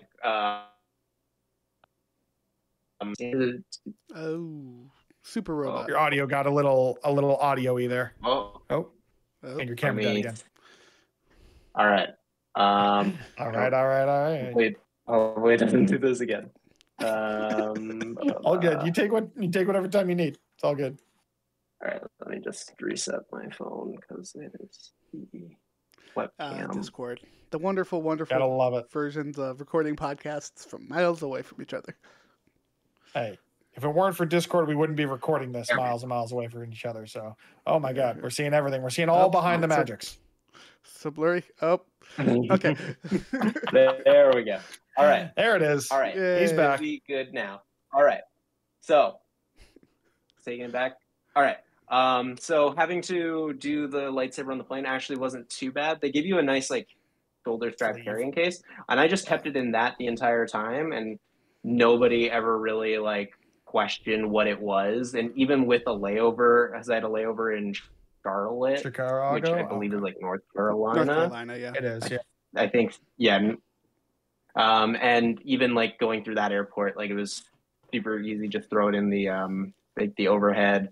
And because usually I was like boarding the plane both of the times, like closer to like everybody else is already boarded. I just like stuck it in the first spot that I could, and people were even like pretty respectful of it. Like if it was over somebody else's like luggage, and they just like took it and were like holding it up so it didn't like just fall straight down, and people were pretty respectful. And fortunately, I managed to come back in one piece and still turns on. Yeah. Yeah, mine does not right now, but that's mostly because I need to change the batteries. So that's one thing that I've noticed, and something that was recommended to me when I was traveling with it, because I also looked into the option of shipping it home. And I think shipping it home was going to be like $40 American. And for $50, if they had forced me to like do it at the airport or check it or whatever, then I was just going to pay it. Thankfully, everything was able to work out. But what they recommended to me is when you're not using it, take the battery pack out of it. Because even without blade, like I display mine without the blade in it. Even without the blade, as long as there is a crystal in it, it's going to be like it's always on, like it's in standby. So it's always going to be burning through those batteries. So if you don't want to be embarrassed of trying to turn it on and it doesn't turn on for some reason, I'd recommend not keeping the battery pack in this. Or they recommended to me not to keep the battery pack in the Saber. So for me, it's just sitting over on that dresser. Probably a good idea. I do kind of want to like see if I can take maybe the speaker out of it as well, because like I would love to just have that as like a light that could just be on. Yeah. And trying to figure out a solution about that. I wonder if somebody has like gone through and done that. I think like, the speaker is part of the battery. There's got to be something on like Reddit or whatnot, because I know there's a whole subreddit for these lightsabers. Like, I'm sure there's. That was one of the things I was. That was one of the things I was like very pleasantly surprised with as well. Just like the actual, it's bright. Like, especially when I was using it as like taking photos with it in front of the Falcon, it was like as the perfect light source. Like that was all you needed, and it just kind of like, especially at night, or even like when my friends were taking photos in front of it, I just like gave them the lightsaber because it was like you need something there. It's worth it. So yeah, and so the speaker does look to be built into the battery pack. So there's probably a way that you could, customize it to remove it, or order another battery pack so you didn't mess up the only one that you have. But I'd also be worried about how quickly it burns through the batteries if you were to just leave it on as a light source. So your mileage would be very true. So going back a second, you mentioned something there that I really want to talk about, which is the Falcon. Because that is one of the coolest things I have ever seen. Like the moment of like coming around the corner and seeing that and being like, oh my God, I am in Star Wars. Yeah, that was like just that whole like experience. So to start the day, we actually did do Star Tours, which was very fun in itself. That was like, we did it like 3 or 4 times and we got the same outcomes like all of the times with like very little variation. Which we even like went up to one of the employees and asked like, what's the actual like randomness of it? And they were like surprised because we got extremely random. Like we got crate every single time as the end place that you go to, and I was like, I like this movie, but I'm sick of crate. Please. I think there's definitely a little less randomness. I think the last scene is always static. It's the scenes before that are random. Yeah, but even so it might just be you went at a time where they were running crate. There's a few endings that you can get, and like they do still vary them out. But yeah, that's pretty wild. We were just unlucky. We got crate, and we got the flooded moon of Endor, where like the Death Star was destroyed in Rise of Skywalker. So I was like, yay, my favorite, everyone's favorite Star Wars. Well, you got the best Star Wars and probably the worst. No, maybe not the worst Star Wars, but it's pretty up there. It's definitely up there. It made me. This whole experience has like made me remember, hey, Star Wars can be kind of cool, and you don't have to like watch the bad stuff. You can just So because of this just whole watch experience. Bad Batch and Mandalorian. You'll be set. I also am gonna watch Andor now because I've heard that is excellent. It is And fantastic. so is I've been saving phenomenal. it. So I've now I'm ready to queue that up, and then as soon as I finish that, then Jedi Survivor is going to come out. So I'm living in Star Wars. You for got a that little perfect right. No, the thing about Galaxy's Edge, I love Galaxy's Edge so much, but Galaxy's Edge is made for you to spend money, and it hurts me every time. Yeah. Every time I Yeah. go there, I want to spend money, whether it's like getting the food, because the food there is fantastic, especially the Ronto Really wraps, good. Yeah. which I am currently Ronto trying to figure wraps, out how to yes. recreate. Or like you have like that market area, which is so cool. The only downside to all of it, though, is anything you buy, you have to carry with you the rest of the day. Yeah. Unless you're staying at a resort on the Disney property, or they also will give you the option of just sending it to the front of the park if you don't want to carry it with you all day. There are ways around it. Did not know that. Yeah. Yeah. Not in Disneyland. Not when I went the first time. Not in Disneyland. I know Walt Unfortunately. Disney World gives you the option of sending it to the front of the park, or They're much if you're more staying at a accommodating, Disney I'm sure. resort, sending it to the resort. But 'Cause even the rides we did that. there, We did that a couple of times. Like we bought some nice like crystal souvenirs when we were at Epcot, and they sent them straight to the hotel for us, which was really nice. Honestly, you didn't have to worry about breaking it, carrying it around all day. Yeah, dude, trying to bring a lightsaber onto rides. Interesting So time. that's Yeah. why. So Alex, you said you Especially, did the lightsaber build at the beginning of the day. Yes. Yeah, it So was like at I- 9:45. Yeah, I did mine. So I'm trying to remember what we did for dinner. Oh crap, I'm trying to remember. This was okay. So we did dinner and then did the lightsaber build and did some Galaxy's Edge stuff to end our day, including photos in the dark with my lightsaber, which are some of the best photos I've ever taken in my entire life. And I got the yellow crystal. I was wearing my white t-shirt with the X-Men 90s logo on it. I was so happy. It was perfect. It should be my profile picture everywhere, but I haven't changed it yet. I'm going to do that. That is something I'm doing right after we finish recording.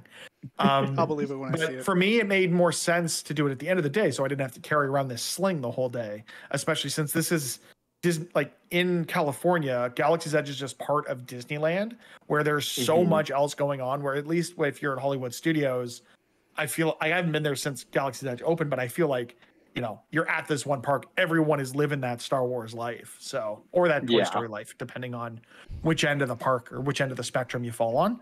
So I feel like it's a little more understood in that park of, making room for lightsaber slings. Whereas I didn't see as many of them walking around Disneyland outside of the people that were at Galaxy's Edge. Yeah, Hollywood Studios is really good about it, especially like with those, but also with the Legacy sabers. Like, I happily have the Jedi Fallen Order one. I want it so bad. It's so good, but it's this massive box. You That's really it. should have bought two. I don't know why you only bought one. Because it was like almost $200 to buy one. I'm not buying two. If I bought two, I think I would do it. This, but I wanna get a Legacy saber next time I'm in the parks, but I also know that I would rather not spend what will equate to roughly 300 Canadian dollars on a lightsaber that's going to sit on a shelf. I'm not sure it was worth it. Yeah. I question that purchasing decision quite often. But no, like you have all of these massive boxes and stuff that you will get from Star Wars because, frankly, it is fun to spend the money at Star Wars. There's a lot of really awesome stuff there. I don't want to build a droid next time. Yeah, same. Let's talk about the rides. going though. through. Oh no, yeah. Yes, let's. Just nobody in my party built a droid, but just even going through and Just seeing walking through there is the cool. experience It's and very like cool. seeing the conveyor belt of people like picking parts and stuff. It was super cool, and that was one of the biggest things of just the entire experience. And we can get really into it with the rides specifically of just Rise the of the immersion Resistance. level. We can't keep beating around the bush. Rise of the Resistance is the greatest theme park attraction I've See, I was going to ever make you guys talk experienced. about Smuggler's Run first, but yeah, let's talk about Rise of the Resistance. Screw you. Smuggler's Run's great. Rise of the Resistance is special. It truly is. Oh my god. I rode it twice during my time there, once on the first day at Hollywood Studios, and then as the final thing we did at Hollywood Studios on the last day was we got to go through and do it once more, and then we like literally were out at like 9:25 and park closed. Like You 5 minutes closed the later. park basically. Yeah, and Yeah. that entire experience, doing it once in the day, once at night, and then just like also just going through the immersion that that ride brings the entire time, from waiting in line to like the little queue before that, to the going inside the shuttle, to it opening up in the first order hangar. It Dude, completely blew my mind. that hangar when those doors open up is mind blowing. Everything about that Ah, transition from Q to X-wing to shuttle to Imperial starfighters and stormtroopers. It is one of those things that it can only be described as Disney magic. yeah, just like the fact that like those doors were the same doors that you went through to get onto the ship, and then just like not even a few minutes later, you're in this completely different area, and it's huge, and there's just like there's the however dozens of stormtroopers that are in front of you, and the like getting like led through, and just having that be part of the entire experience, like the prelude before the ride even starts, yeah, it's magic. And the immersion level that I was feeling throughout that whole thing was insane, even before the ride actually started. I don't know And the how well tech of this is going to come. I don't know how well this will come through with the. This is my stupid face when you see the X-wing for the first time. I was a kid in a candy store. It was the absolute best experience I think I've ever had in any theme park, and it's just that there's that level of magic. Like there's no one does it better than Disney. Yeah, the I entire haven't been to time Universal in years, but no one does it better than Disney. Those transitions. We got on the shuttle, and my wife turns to me. I did my best not to know anything about this ride before riding it, and I would recommend anyone else who has not ridden it, stop listening to us right now and come back in a year, 2 years, 10 years when you get to ride this ride, because it's definitely something unique and special that you want to experience without us spoiling the moment for you. But we get on that shuttle, and the shuttle comes like, oh, this is the ride. This is like no big deal, like whatever. And then the door opens. She's like, what the fuck just happened? Where are we? It's so good. I love the ride because it's like, oh my god, we're part of this. Oh my god, there's an X-wing. Oh my god, there's the stormtroopers. There's a room full of stormtroopers. Oh my god, we're in prison. Oh my god, we're breaking out. It's just like constant, like, oh my god, what is going to happen next? It's that same magic from Monsters Inc. Laugh Floor, where you are a part of the story, and that's what Disney does better than anyone else. Is they make you part of the story, part of the experience, and it's so special. I think one of the other and cool like things is that there's like 3 rides in one in that ride. When you actually like sit down in the ride vehicle, because you have like the running away, you have elevators, you have a drop mechanic in the ride, which none of us saw coming, even though we watched the other escape pod drop. Yeah, and I was blown away by just like the fact that it's different depending on like which one you get in, because like we took a different path like the 2 times I did it, which I thought was also so cool. And like this again, I can't keep I keep emphasizing just the scale of everything, because it's so, that was like the biggest thing, like going into the area with all the AT-ATs and then going up the elevator and you're on the same level as it. Like that was one of the coolest, or going into the like the area with the guns shooting at like at the ships in space. It felt like I was there in like this, like it transcended the story. Yeah, and just like like, and the fact that like everywhere you were able to look, like there was something going on that just continued to add to the level of immersion.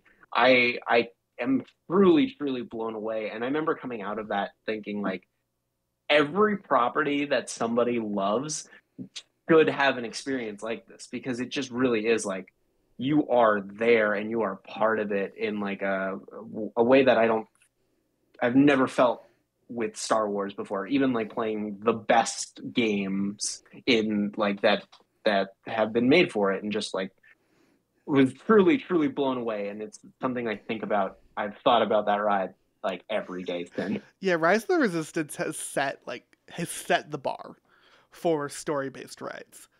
Like, So I know you didn't get to the Animal Kingdom, but for me, that the trip I made to Florida, Flight of Passage was that for me. Like I never felt that level of immersion into a property, and I don't like Avatar, but it was that same idea of just like you felt like you were part of what they were telling, and I think that Rise of the Resistance takes the foundation that ride set in terms of immersing your guests in a world and an experience and a story, and just cranks it to like 11,000. And I love it so much. it makes me so excited to see what Disney's going to build next. Like they've Yeah. talked a lot about what these ideas that they have, right? Of like their blue sky ideas for behind Big Thunder Mountain Railroad, because there's nothing back there at the moment, or this rumored Avatar land in California. Whatever they build next, like from the ground up, not moving in from one park or the other, has to match that.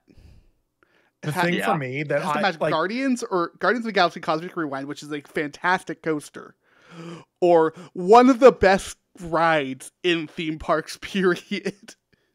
and knowing that we're getting this multiverse attraction at Avengers Campus, I'm counting down the days. I need to go back when that opens, either to Paris or California, wherever it opens first or wherever it's convenient for me, because knowing what they've done with the retheming of the Hollywood Tower of Terror in California is a Guardians drop tower now. And just seeing what they did with that and how they were able to tell a story in an attraction that was already there, I can only imagine what this new multiverse ride is going to be. And that's the one for me that it will just, I will stand in line all day and ride that one ride all day and I'll be happy. Yeah, And that's what this definitely- Rise of the Resistance is for Star Wars fans. And it should be, Yeah. rightfully. It's incredible. For me, I love that ride, but for me, that one that I will stand in forever, like over and over, is Tower of Terror. Which I gotta ask, Alex, did you go on Tower of Terror? I did. That was one of the final rides that I did on the last day at Disney, and it was. I have never felt more fear and just feelings, because all I knew was it was a drop tower. I didn't know really very much about it, and then as soon as it got clamped in, there's that moment where I guess you're riding up the elevator and then it stops and you start going forward before you actually get to the drop part.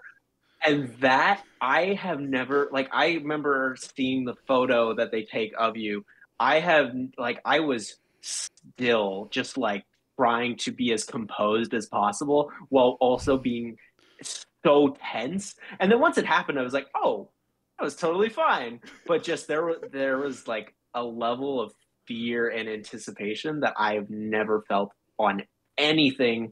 And I've done most of like the like Wonderland, like local stuff that we have, and like I've done drop towers before, and I don't know what it was, if it was just being like not knowing when it was happening, or just like, because I just assumed it was just a normal drop tower, but there's more to it, and that really brought like fear out of me. It's that wonderful thing of like the Twilight Zone aesthetic builds so much suspense in you that it is the only way to get it is to throw you down at ridiculous speeds.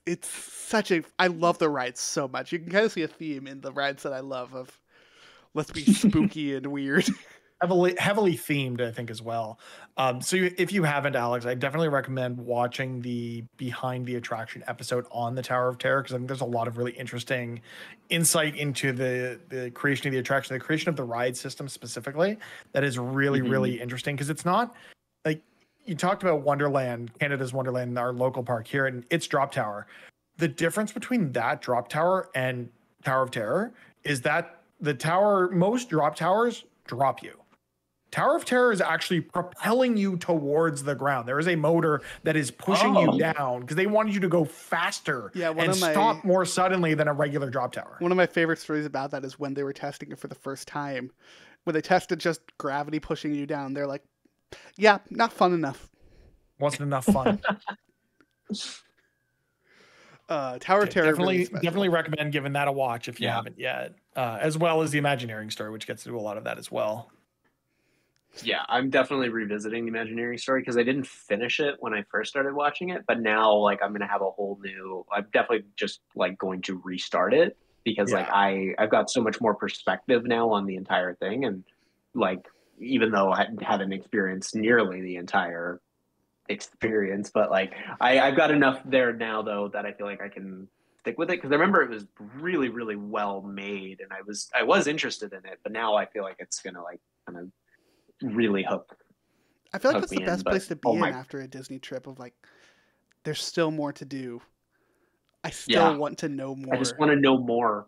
Well, Yeah, and this like I I was going to say that's the thing I've had to instill in my mom and sisters. They like I am now the Disney person in the family, and I'm going to be planning this whole trip when it inevitably happens. The thing I've had to tell them is like, I need to know what you want to do because we're not going to be able to do everything. No one can do everything. We did almost everything in our Florida trip. We were in the parks for 6 days. There are 4 parks, and we were there for 6 days and did almost everything. And that was before Star Wars. That was before Tron. That was before Mickey and Minnie's Runaway Railway. Like, there's so much more to do in the park now compared to when we were there last that you definitely have to prioritize the things that you care about to make sure that you have the experience that you want to get out of going to the parks. Yeah, there's so much to do. And like yeah it is that thing of like that you was have to maximize your time. Always have someone to plan it. And take breaks. You need to take breaks. That's a lot of walking. We did like 12,000 steps a morning. It was a lot. So you definitely have to make time for downtime. But other than what we've already talked about, is there anything else at Hollywood Studios for you that stands out from those 2 days? Like you spent 2 days there. It's a lot of time yeah. for what is one of the smaller parks at Disney. So I'm just curious, like The what was smallest. it that filled the rest of your time? Yeah, so we managed to go through a lot of I feel like this was the park, even though we didn't do everything, I feel like this was the one of the ones where we did kind of a lot of the really big ones. The Tower of Terror being like a big highlight.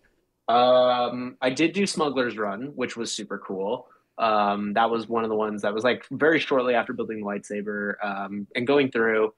It was Dude, it's a a video fun game. experience. I didn't It's a video game. Yeah, that was I wasn't ready for that because like I was kind of still like taking in the novelty of like because I got to be on the right side pilot, so I got Oh, to do the nice. jump Same. to hyperspace, Actually, which same. was Yeah, it's so cool. Dude, there's so much stress It in is. being the You pull the pilot. thing and it does the thing. Oh, it's so good.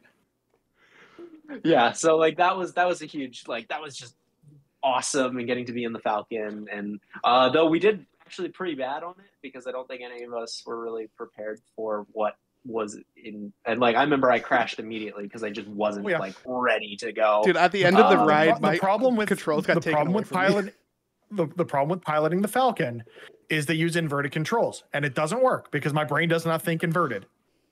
Yeah, they're just like busted like that. I'm I can't get behind that even slightly. I was really grateful. Like when we rode it in California, it was the last thing we did before we left the park. There was hardly anyone there. We walked right on the ride, which was great because I think at least at the time we went, they closed Rise of the Resistance early because they have to do so much maintenance to get it ready for the next day.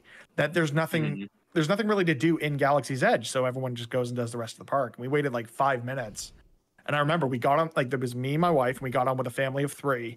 And they asked, have you ridden this before? They were regulars. They were at the parks all the time. We said, no. Like, you guys are the pilots. They're like, you do it. Oh, that's We've awesome. done it a ton. We've done it a bunch. You guys do it, and you're going to have an absolute blast with it. And we totally did. So just shout out to the regulars that are willing to let us normies have a shot at what is probably the most fun thing to do in that attraction. also like even aside from Yeah. the ride itself, the amount of pictures that I took when you go into like the waiting area. It's like it's so perfect. I wanted to have that experience, but as we talked earlier, I had so many issues with this stupid expensive lightsaber that it just kind of soured the rest of that day, unfortunately, including my time in the Falcon. So I really hope the next time I can go into it with like fresh perspective, not have the PTSD of how all the money I sunk in on that last trip on the lightsaber for it not to work, and really take it in.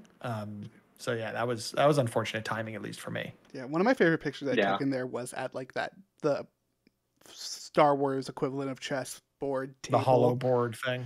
Yeah. I'm like, Mhm. this is ripped straight from the movie. This is so cool to me.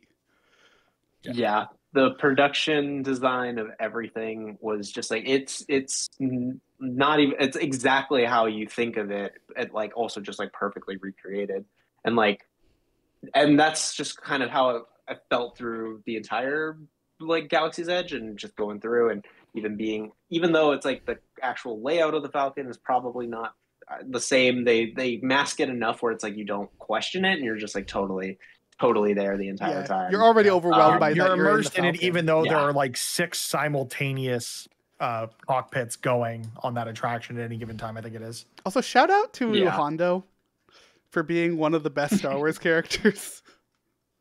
That's all. Also, just again, shout out to Disney Imagineering, like the engineering behind that attraction. The fact that you don't realize when the attraction is starting that they're actually rotating you out of the way so that they can load the next group into their Millennium Falcon cockpit is just I don't get it.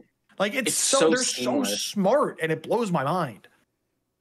Yeah, that's the huge takeaway is like every ride it was like, oh, I can't anticipate where this is going to end up or what is actually going to happen. Like you're going to be close by, but it's just like the actual like maneuvering like people through it's so well done in like a way that you don't think about it until you start thinking about it, and then you think, how the hell did they actually do that? How That's did they pull this shit off? It's magic, like literal magic. Yeah, it's insane. And as well, just to kind of go on to a few of the other things in Galaxy's Edge that I managed to get to do. One of the coolest things for me specifically was, and I will say, one of the coolest things about the entire experience was I had the first time button, and from what I was told, that is like you're a mark at that point. Oh, like 100%. They seek you out to, and they so I got to you actively, yeah. It was very fun when Kylo Ren came in. He was stomping around. I love the actor for Kylo Ren. He's like very short and angry as he's like stomping through. And so I love Kylo Ren. He's my favorite character in the sequel trilogy. He's the one who they, I think, did the most justice to, even though Rise of Skywalker is a movie, but like Kylo Ren is awesome. I love him so much, and so I got to like present my lightsaber to him, and he was like all like, well done. Like brought me in as like an apprentice, and I got it all on film, and it was such a magical experience getting to like interact with the character like that, and have it be, and like having the officer that he like disrespects him, like trying to like talk shit to me, and I've like got to be like, well, you didn't do a good job with him, so I think I'll take my chances. Like I just got to like the really stormtroopers are some of the most funny character interactions in the entire park. Yeah, that was also a huge thing of like learning about how they actually do the like the voice lines and like what that entails, and like going through the patent of like what like how they do it, and the like, blaster and the fact that like the Disney like chauffeur with them is like choosing the context that like they pull the lines from, like so much of that stuff is like there's so much like on surface level it's just like really cool immersive magic, but then once you start to like actually like look into it, it's like a rabbit hole of just how does the years and years of expertise in this specific field and like the R&D and everything, how it all comes together to form these magical experiences is insanely fascinating. So getting to like go through that was a really cool as soon as you jump into those like, patents, like that is a rabbit hole you don't come back from. Well, even like one of the most interesting experiences that I got to have when we were in California is we'll probably talk about, or we can segue from this into talking about another newer land in Hollywood Studios, and that's Toy Story Land. In the queue for Toy Story Mania in Florida, there's this big Mr. Potato Head.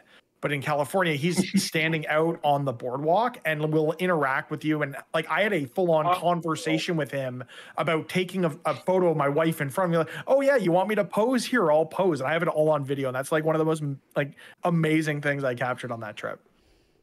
Oh, that's awesome. Dude, yeah, because Yeah, but before we get there, I just want to say, Alex, when you came on, you said we wouldn't be talking for very long. We are 19 seconds away from having talked about this for 2 hours. Oh man, the time just goes away. Really does fly by. Told you. That I was warned you. another thing I was surprised about the parks in general was just like it would only have been a couple of hours and I felt like I was already doing so much and like so many things that like happened. I was really surprised at just like how time moves differently in Disney parks. Yeah. Yeah, okay, let's talk about Toy Story Land, and then we should probably wrap up the podcast soon, because like you said, 2 hours. Toy Story Land, we got a couple of things back there. I assume you didn't do the Buzz Lightyear teacups.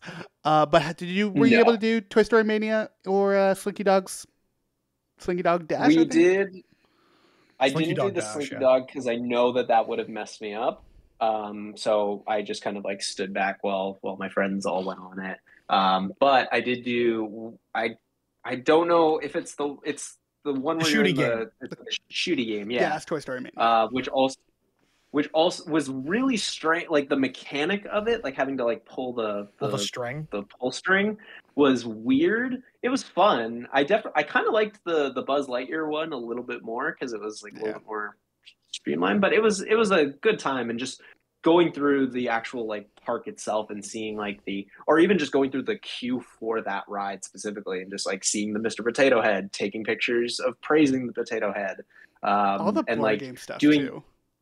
Like the you really do games. feel like you've been shrunk down to size, right? Which is, I think, the coolest thing about that whole land is like the big footprints in the cement, or just all of the like the canopies for the restaurant are like the umbrellas you put in drinks. Like it's just like all of that theming is really, really cool. Yeah.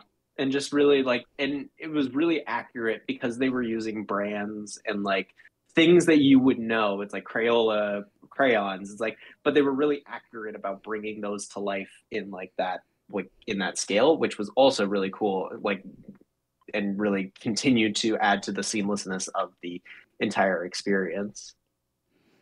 Yeah, it's like Toy Story Mania has been a very popular ride for a very long time now. And I think a lot of it is just that attention to detail. Like the carnival games are super fun. I really love them. But what makes that, like that Disney touch of like being just over the top enough to be. It's the theming awesome. for sure. Yeah. I think the Slinky Dog queue is very similar to that. And I would say if you ever are back, Alex, it's not the most intense roller coaster. It does feel like it is very similar in intensity to Big Thunder.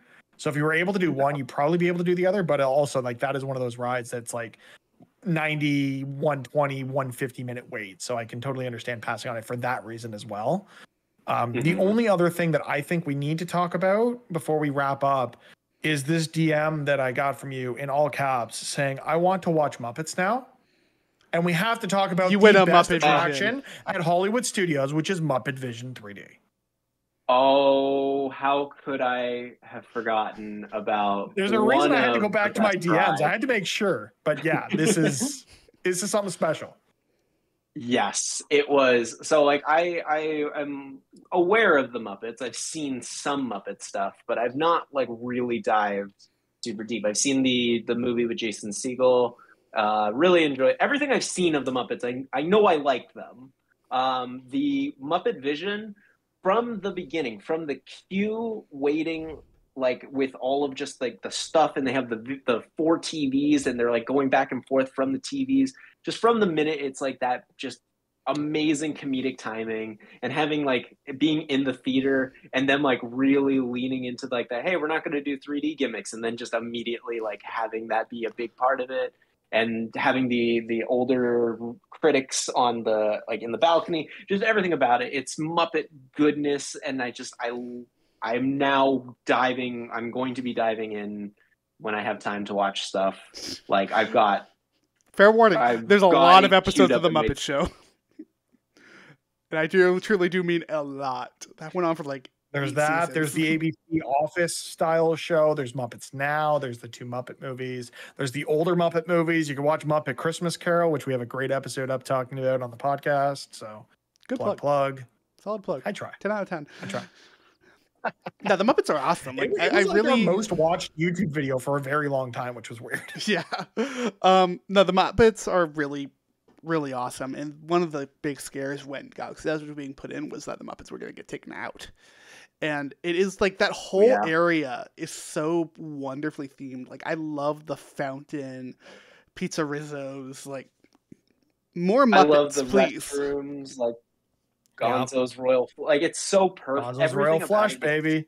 so it's perfect, and there's so many like little detail, like going into the queue and just reading through, like every little bit of text is just Muppet like themed goodness, and you get like just these little bits throughout the entire thing, and it's so well, it captures that voice so well of just like what a Muppets experience would be like, and just I absolutely adored that. And it was, I think that was the, if it wasn't the first thing we did on the last day, it was like one of the first things. So it was very early on in that day, and it was just such a great like tone set for the rest of the day at Hollywood Studios. Yeah, it's fantastic. One of my favorite bits in the Muppets area is something that you don't normally actually see. The Rise of Resistance line, when it gets long enough, actually snakes behind the Muppets Theater. Oh, So behind, they had to put something back there. So behind the Muppets Theater, they have a bunch of parody posters of famous movies, but it's the Muppets. And oh, it's that's awesome. absolutely hilarious, some of them. Do they have any Star Wars ones? There's I one feel Star like Wars they. one. Oh, Because, nice. they have to. There has to be. There has to be. Yeah, Hollywood Studios is a really special park to me, just because it is based around movies, but it's a more low key park. It is much more of a hangout with your friends, go on a couple Yeah. rides, go grab dinner kind of place. Yeah. It can definitely be It was a half definitely- day park if you're not into Star Wars and Toy Story and all of these things. But it's like you, Alex, you spent 2 days there because it's just one of those things you want to live in these worlds and with these attractions, which I think it's what's so special about that park specifically. You spend as much or as little time as you need to there for your personal preferences. Yeah, it was definitely my favorite of the three parks, of the three Disney parks that I went to. And it helps that it's like I really love movies and really into that, and so getting to kind of like have a park that was a little bit more tailored towards that. Doing the Indiana Jones Stuntacular, I didn't know what to expect with that, but the fact that it was essentially just a mock shoot of them filming the first Indiana Jones movie was so cool, and I was super into that the entire time. And then like having the dude like push the dolly, and having like the crane, and just like them trying to kind of capture that experience in like that way, and having like them cutting like right before it even starts, and like thinking like this like a weird technical thing. And it's like no, it's actually part of the entire show. That was another highlight of just the entire time that I didn't expect to love as much as I did, but I was really into it, and honestly wished there was more to it. I wish they went like more into detail and not have it be as much of a show, and actually like I wanted to learn from that, but I understand that, You not should have everybody seen else. Lights Motors Action when it was still there. It was Indiana Jones. It was that stunt stuff, but it was for vehicle stunts. It was for car Ooh. stunts and motorcycle stunts and boat stunts, and it was so cool. And like they cut it Yeah, all that was- together that and was- have like a mock movie for you of it at the end. It's Oh, that's awesome. and they show you like the actual tech behind some of it too. So like you got like a remote controlled car. You have a car that's actually being driven from the back because it was going in reverse for the whole time. Like special effects stuff is That's so the- cool. Yeah. Yeah, and this was like this whole experience, like there was so much of that, of just like you can see how like so many of these like special effects principles like went into adding it into like these parks, and adding like the pyrotechnics, and adding things like that to just like really add that extra level to make it go like one step above. Yeah, I think that's just the summary of anyone's time in any of the Disney parks, or at least any of the parks that I've experienced. I know I've heard things about Paris where there were some lackluster parts of that, especially since it came out of the Iger era, and or not the Iger era, the Michael Eisner era, and there was definitely some corners cut. But I think by and large, at least with the parks that I visited, it's that extra attention to detail, that extra level of immersion that makes any Disney trip worth it. And I think for those people that have their apprehensions about it, if you're listening to this podcast, you're in on Disney stuff. So I would say if there is a way for you to experience this in a way that suits your budget and your level of enthusiasm towards theme parks, or just, entertainment, then make it work. if you can. Otherwise, we're here to, talk you through all these fun moments we had and to recommend things that are park adjacent, like Imagineering Story and Behind the Attraction, both of which we have episodes of up on the podcast feed at the moment. Yeah, this is far from the last theme park episode we're doing. Like this, the stuff is so fun to talk about, and like in a grander scale of talking about everything, in a smaller scale talking about specific things. It's just there's a love of the parks. To talk to you about Tron if I get to ride it before you do. And finally have a leg up on you where you've ridden all of these other attractions. Yeah, but Tron. And if we're booking that trip, I have to seriously go to the gym. Quickly books trip for like a few weeks so that I can make sure that I ride it before you. Damn you. Yeah, but no, like that is another thing is like I want to make sure I can experience that. And that will mean, I want to be down like 20 or 30 pounds before that trip. So it's also a pretty interesting motivator, especially if you look at the Universal side of things where they have a lot more physically restrictive attractions compared to the Disney side. Yeah, Disney's a weirdly good motivator for stuff like that. Especially for me, like one of my goals that I've talked about a couple times on the show is to go do the Disney Marathon. I'm in. You pick a year and I will train and we'll do it and it'll be great. It'll be content. We will regret doing it about halfway through once we turn this into a business. But yeah, we got to wrap up the show eventually. This feels like a good spot as any. Alex, if people want to keep up with you, where can people find you? Yeah, probably the best place right now is my Instagram. It's the same handle on everything. It's @blatantlyalex. Yeah, keep an eye out there. At some point I'm going to be posting stuff that I'm actually working on. Yeah, I shoot stuff with a camera, so try and make good content. You make fantastic content. Mitch, if people want to keep up with our shenanigans, whether it be theme park episodes, weekly episodes, where are we at? D+us on all of your favorite social networks. Instagram coming soon, I hope, if I finally get around to that. And I said I would like a week ago and still didn't do it. But yeah, D+us anywhere you can find it. Podcast services, YouTube, TikTok, Twitter. You can find us at D+us and all those places. And mine and Griffin's links are around there for that stuff too. Yeah, keep an eye out for that stuff. There's plenty of stuff we are putting up. Like I mentioned earlier at the top of the episode, we are talking about The Mandalorian Weekly. We have an episode up about, I think our last full episode was Last Jedi. Last Jedi? Yeah, we have Last Jedi. We have Ant-Man and the Wasp: Quantumania. We have plenty more coming in the future. Peter Pan and Wendy's coming out soon. We got Guardians in May. There's so much Disney goodness on its way, and I cannot wait to talk about it all. Yeah, there's plenty of content coming in the future, but that is in the future. So until next time, thank you for watching, and have a magical day.